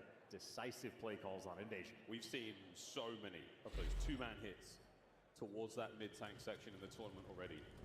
It's almost difficult to prepare for it at this point in time. The dice has been rolled. And now the play is on. A lot of members of the Thieves far forward. Well, Heretics need to go as well. They got to hit the go button. That much pressure over on the A site. You need to get this bomb down at B as quickly as possible. Vehicle trying to back down Nasty, and you at least get Metals in position. And now it's going to be on Lucky. So many players potentially working the flank. He's got the intel, but so much pressure on his teammates. Bombs down, Vehicle, quick tag in and out. I love this. Trying to stay alive, buy some space, buy some time. Here comes the boys. The Thieves flying forward. 2-man hit. 1-man down, all over to Lucky in the 1v2, and he's on a run. And they backed him down. Someone can just hop the bomb in this moment. Nasty's making the moves. Joe Deceives just playing defense. Joe, he gets the cruise, and they get the round. That's a big win there for the LA Thieves. And it cannot get any better than that. It can be risky business attacking the A site in the A street with 3 players, because if Heretics move a little bit too quick and get the bomb down for free, it could be painful. But Thieves haven't slowed down. The slowest S&D map we have, maybe outside a high rise. These guys right now instead are setting pace. Back over to the Heretics now. They've been a little slow for the last few rounds. That's a 3-1. And now, Chancellor, what do? Just send something crazy? Is it time for the Heretics to throw it all in? Do something we haven't seen maybe thus far in the season? Let's see some tricks here on defense. Well, it's not up to them on the defensive end. You got to play standard. If I'm LA Thieves, just use the cruise missile. Keep the pace up. Both these sites wide out in the open. Take your time. Count all the players, or maybe just burn it straight away. But for LA, everybody is just sitting in spawn. So you get nothing off of this. It was the exact opposite of the Vista cruise. A little bit of space gain now. Heretics tactical retreat. They concede some ground. They fall back in towards what we call ice cream. But the Thieves, that aggression is gone. They are waiting for the Heretics to come to them. And now they also need to wait for all the nades to get used. They're making sure they count before they try to hop the bomb. But Miami have completely swarmed. This is all about the timing. If players like Real want to go on the pinch, once they get the information of the bomb down, that's where Heretics are going to strike. We are really testing everyone's patience here. Lucky so close, you can see the muzzle flash there from Joe's POV. And the bench is coming through as well. Metals is going to have Real to work with. Lucky able to get that first blood. He doesn't get out with his life. Got a 3v3. Joe backs up, 7 spree. Not that it matters anymore. We're worried more about streaks. If he gets brought down, 35 on the clock. Heretics still trying to find a way in. Heretics got to go as well. This is a lot of time burned. You already knew where Jodecides was. Finally, you're able to strike. You got the man advantage. Trying to run the pace now, trying to find something. Clock still ticking, we're in the red. Ghosty the next man up. Uh-oh, the pinch is on. Damage dealt either side. Metals finds his. All down to Ghosty. That's it. Plenty of time for the defuse. Heretics successful retake. And for as aggressive as LA Thieves have been, they use the cruise missile, but they call it in with every single player sitting in spawn. All that gets you is the space to get near the site. In the meantime, Heretics just take the space of the entire map. They swarm around you, and again, Real's often the guy working the flank. Had Metals for the help, and those two players on points. That is a massive round for Heretics to get. They stop the bleeding, kill the momentum, and burn the cruise missile. LA Thieves drop the ball. That's a tough one. It does feel like a misplay. We'll see if it bites them in the end. But so far, just a one-round differential, 3-2. Thieves still with the lead. 3 players cross as well. You had Nasty on the back line over by Palace, spotting out the cross, so he's going to wrap back quickly over towards B, expecting the pressure coming this direction. Here comes Real. Smooth moves, great hops. But again, nobody home in the usual spots. And that stun just slows everything down a little bit. Look at that for Lucky. He's going all the way back over towards the A side of the map, looking to keep an eye on the flame. Keeps your options open. That's just the indication they're going to be playing it a little bit patient. They haven't seen too much, but if everybody cross, they know there's going to be extra pressure. And on the decision-making front, Nasty's been sort of toying with the idea, going back and forth. In the meantime, moves are being made. Kremp just runs at you, able to get the first blood, or excuse me, Nasty picks it up, but Kremp running it down. They got broken control. They have everything. Oh, Vikal, he's got no idea there's a player on the east side of the map. Joe's just chilling. You're not going to check this either. That's the bomb one. And as soon as that bad boy goes, Joe's going to jump. Vikal's got to be fast. Hello. Not fast enough. He's got the trade. Oh, not fast enough. Metals pretty quick on the trade, though. That's a win from Lucky. All down now to Metals. Has to defend the bomb with his life. Player number 1 spotted. Knows the flank is on. Ghosty's so far out of the picture, though. Doesn't get the extra tags in. It's Kremp with the information, though, and it's Kremp with the kill. Metals afraid. Doesn't know what to do. Can't find a route out. And LA Thieves, nice little bounce back. Aggression has been their friend. Nothing happened on the map for too long. Kremp feels the pressure sort of opening up, and he starts running it down towards Broken. Him and Nasty working perfectly together to get that first blood. 6 and 4 for Kremp. That's great, man. I mean, again, for a team like LA Thieves, so young, so aggressive, fearless. As soon as they park the bus, they put themselves in trouble. You let the Heretics come to you, you let them take the initiative. That's where things get really dicey. I hope for their sake right now, it's continue to hit the go. The Heretics, we've yet to see that magical moment from them. No real decisive round wins outside of the first. And the largest strength for Heretics in their search and destroy the past 2 stages has been their first bloods, but currently they only have 2. LA Thieves have 4. It's been the difference maker. Now Heretics hyper-aggressive. Real, you're not used to him being back here with an MCW. And Ghosty running for the hills. And we saw a 4v4 retake last go around where Heretics able to swarm the map and they were on point. We're going to be seeing the same situation again. Thieves tuck the tail of the snake in as fast as possible. Problems now though. 2-2 split. Miami Heretics at one end of it. Here comes Real. Ghosty with a suppression. Just trying to keep him at bay. Vikal on the other side. Waiting for that first blood to roll through. Heretics praying for a mistake from LAT. Haven't made one yet. Thieves literally with their backs against the wall right now. No mistakes. 25 seconds, gotta go. There's the first. Ghosty gets his. Kremp with a perfect coverage. Joe with a nade, but it's Real from upstairs. Now trying to sow some seeds of discourse. 15 on the clock. Hunting him down. He's gonna be able to get him, but a 2v2 and Heretics not even close to this bomb. A retake that is never gonna work. LA Thieves hold strong. No time, no hope. Map point, LA. And I think Miami might just be a little bit shook on the main stage. We're watching Lucky, the main AR, typically the slowest player on the team, being the first one to slide in with a Renetti. Heretics uncomfortable with their coordination and uncomfortable on invasion. They are now working from a massive deficit. And Real might be 4 and 6, but also has 4 first deaths. He has been identified right now by LA Thieves. They have been attacking him with a great deal of success. You feel that very sort of frustrated air around him in there in the player camp. See if he can't shake it off because this is do or die time now. We've seen wilder comebacks. We've seen crazier moments here in this season alone. A 5-2 scoreline. Thieves just got to keep that composure and close out. And look at this play. So aggressive for the first blood. Another one from LA Thieves, but a quick bounce back is in. Kremp gets caught being too aggressive down B Street. So Heretics with the first advantage in the round and the longest time. We'll see what they can do with it. Vico gets his own trade with that nade. And Joe deceives at 10 and 3. It has just been working out for him. Bomb plant, and again, Joe just goes. There's the turn. That's it. 1v1. Metals versus Nasty. Nasty, he's taking the round. 35 on the clock. Here's the fight. Wow! Metals wipes the sweat from his hands. Takes the round. I've been there when I've played, man. If you see a player wiping like that, hands getting sweaty, not easy to win these gunfights, but Metals does not miss a bullet. Perfect in the 1v1. Good coordination in the post plant. Thieves made you work for it, but you got it done. Heretics trying to claw back into this game. Metals' 8th kill leading his team right now.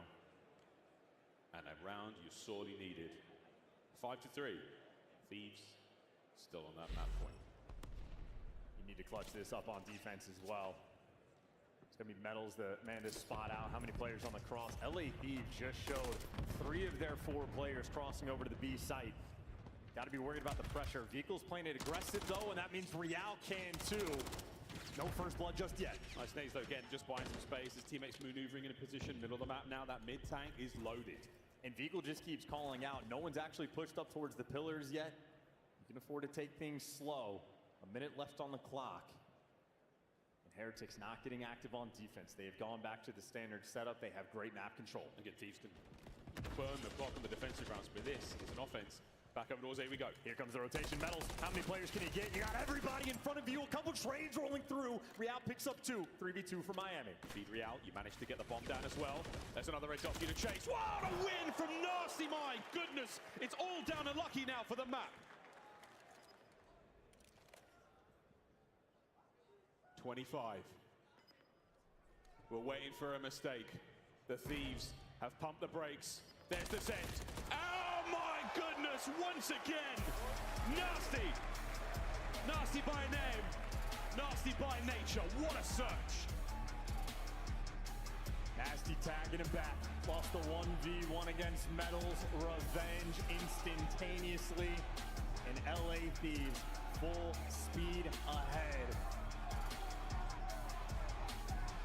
Some broken ankles by the mid-tank there.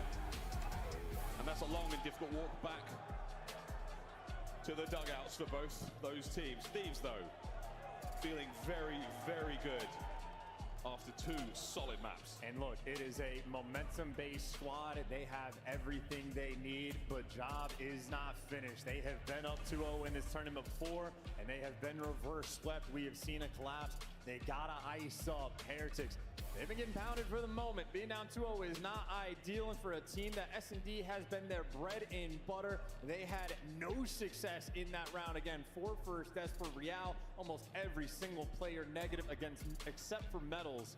Heretics are gonna have to dig deep. Certainly a capable team, but this is a true test of their resolve. This is the last chance you have in the tournament to stay alive for the Miami Heretics. They fought so hard to get here.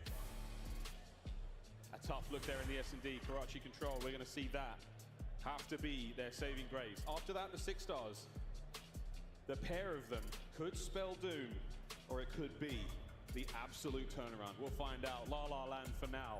We'll see if anything can change here, folks. What an unbelievable tournament we're having so far. Big surprises as we now go into a quick commercial break. On the other side of this one, we'll find out if the LA Thieves close this one out 3-0 and just roll on through the day. Otherwise, we're going to see a Miami Heretics come back, and I think the fans want that one as well. We'll find out who gets the dub after the break.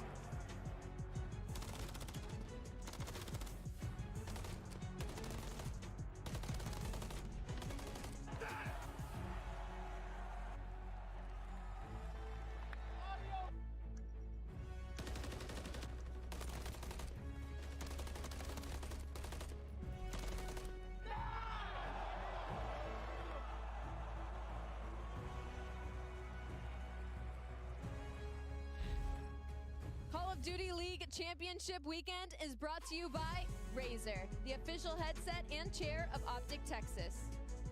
Upgrade your game with a Scuff, the official controller of the Call of Duty League. Scuff and Optic have teamed up once again, this time for a limited edition Prism Mystery Box with an exclusive design in 5 different colors. Grab yours today at scuffgaming.com/optic-prism, and you could be one of the lucky few to unbox the gold controller.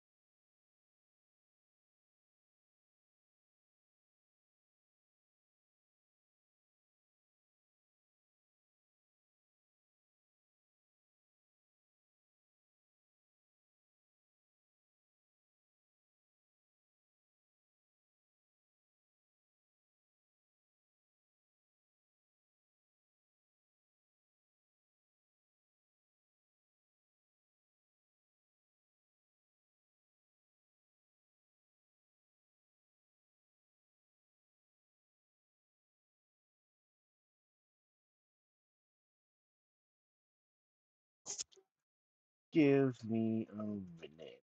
I'm gonna have to stop the stream and restart it.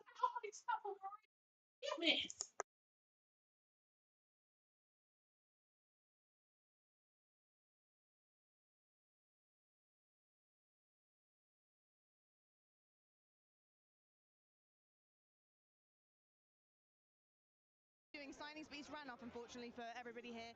But of course, we do have amazing names: Clayster, Butters, Isaac, Z-Laner, all signing things for fans, folks. If you are in the arena and you want to get something signed, or even some exclusive Champs merch here at the Scuff booth, please come on over and come and meet some of the favorites. Pressure now on as we return Okay, to I game don't have 3 to. here at Championship Weekend 2024. Low bracket matchup here as things have been, in and out of the game. We've had a little bit of everything here, folks. This has been one hell of a tournament, and we're far from over. So we've got ourselves a game of control coming up, and the crowd is loving it. I know you're all saving yourselves, the Optic fans here. But Vikal's family in attendance, friends, family, all sorts, fans, you name it. They are certainly feeling the pressure. Can this team right the wrongs and turn their season around in a huge, huge way?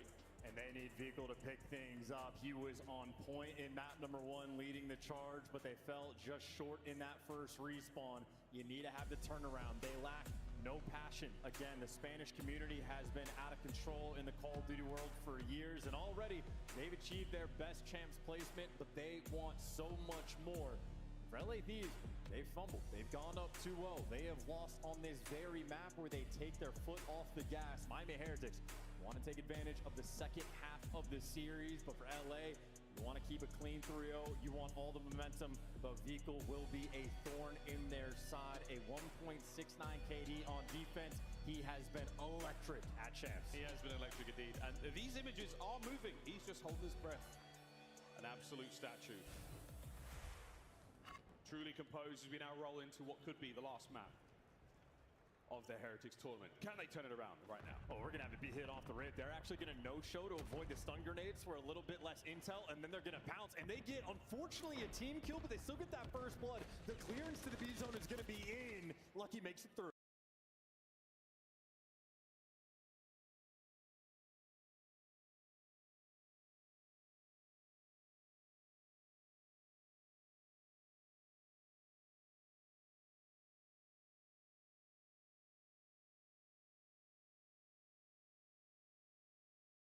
Real finds another kill, so you still retain the initiative. Surprise still on your side. And here comes the counter-attack from the LA Thieves. Contest. Lucky with a bit of an awkward movement there as Ghosty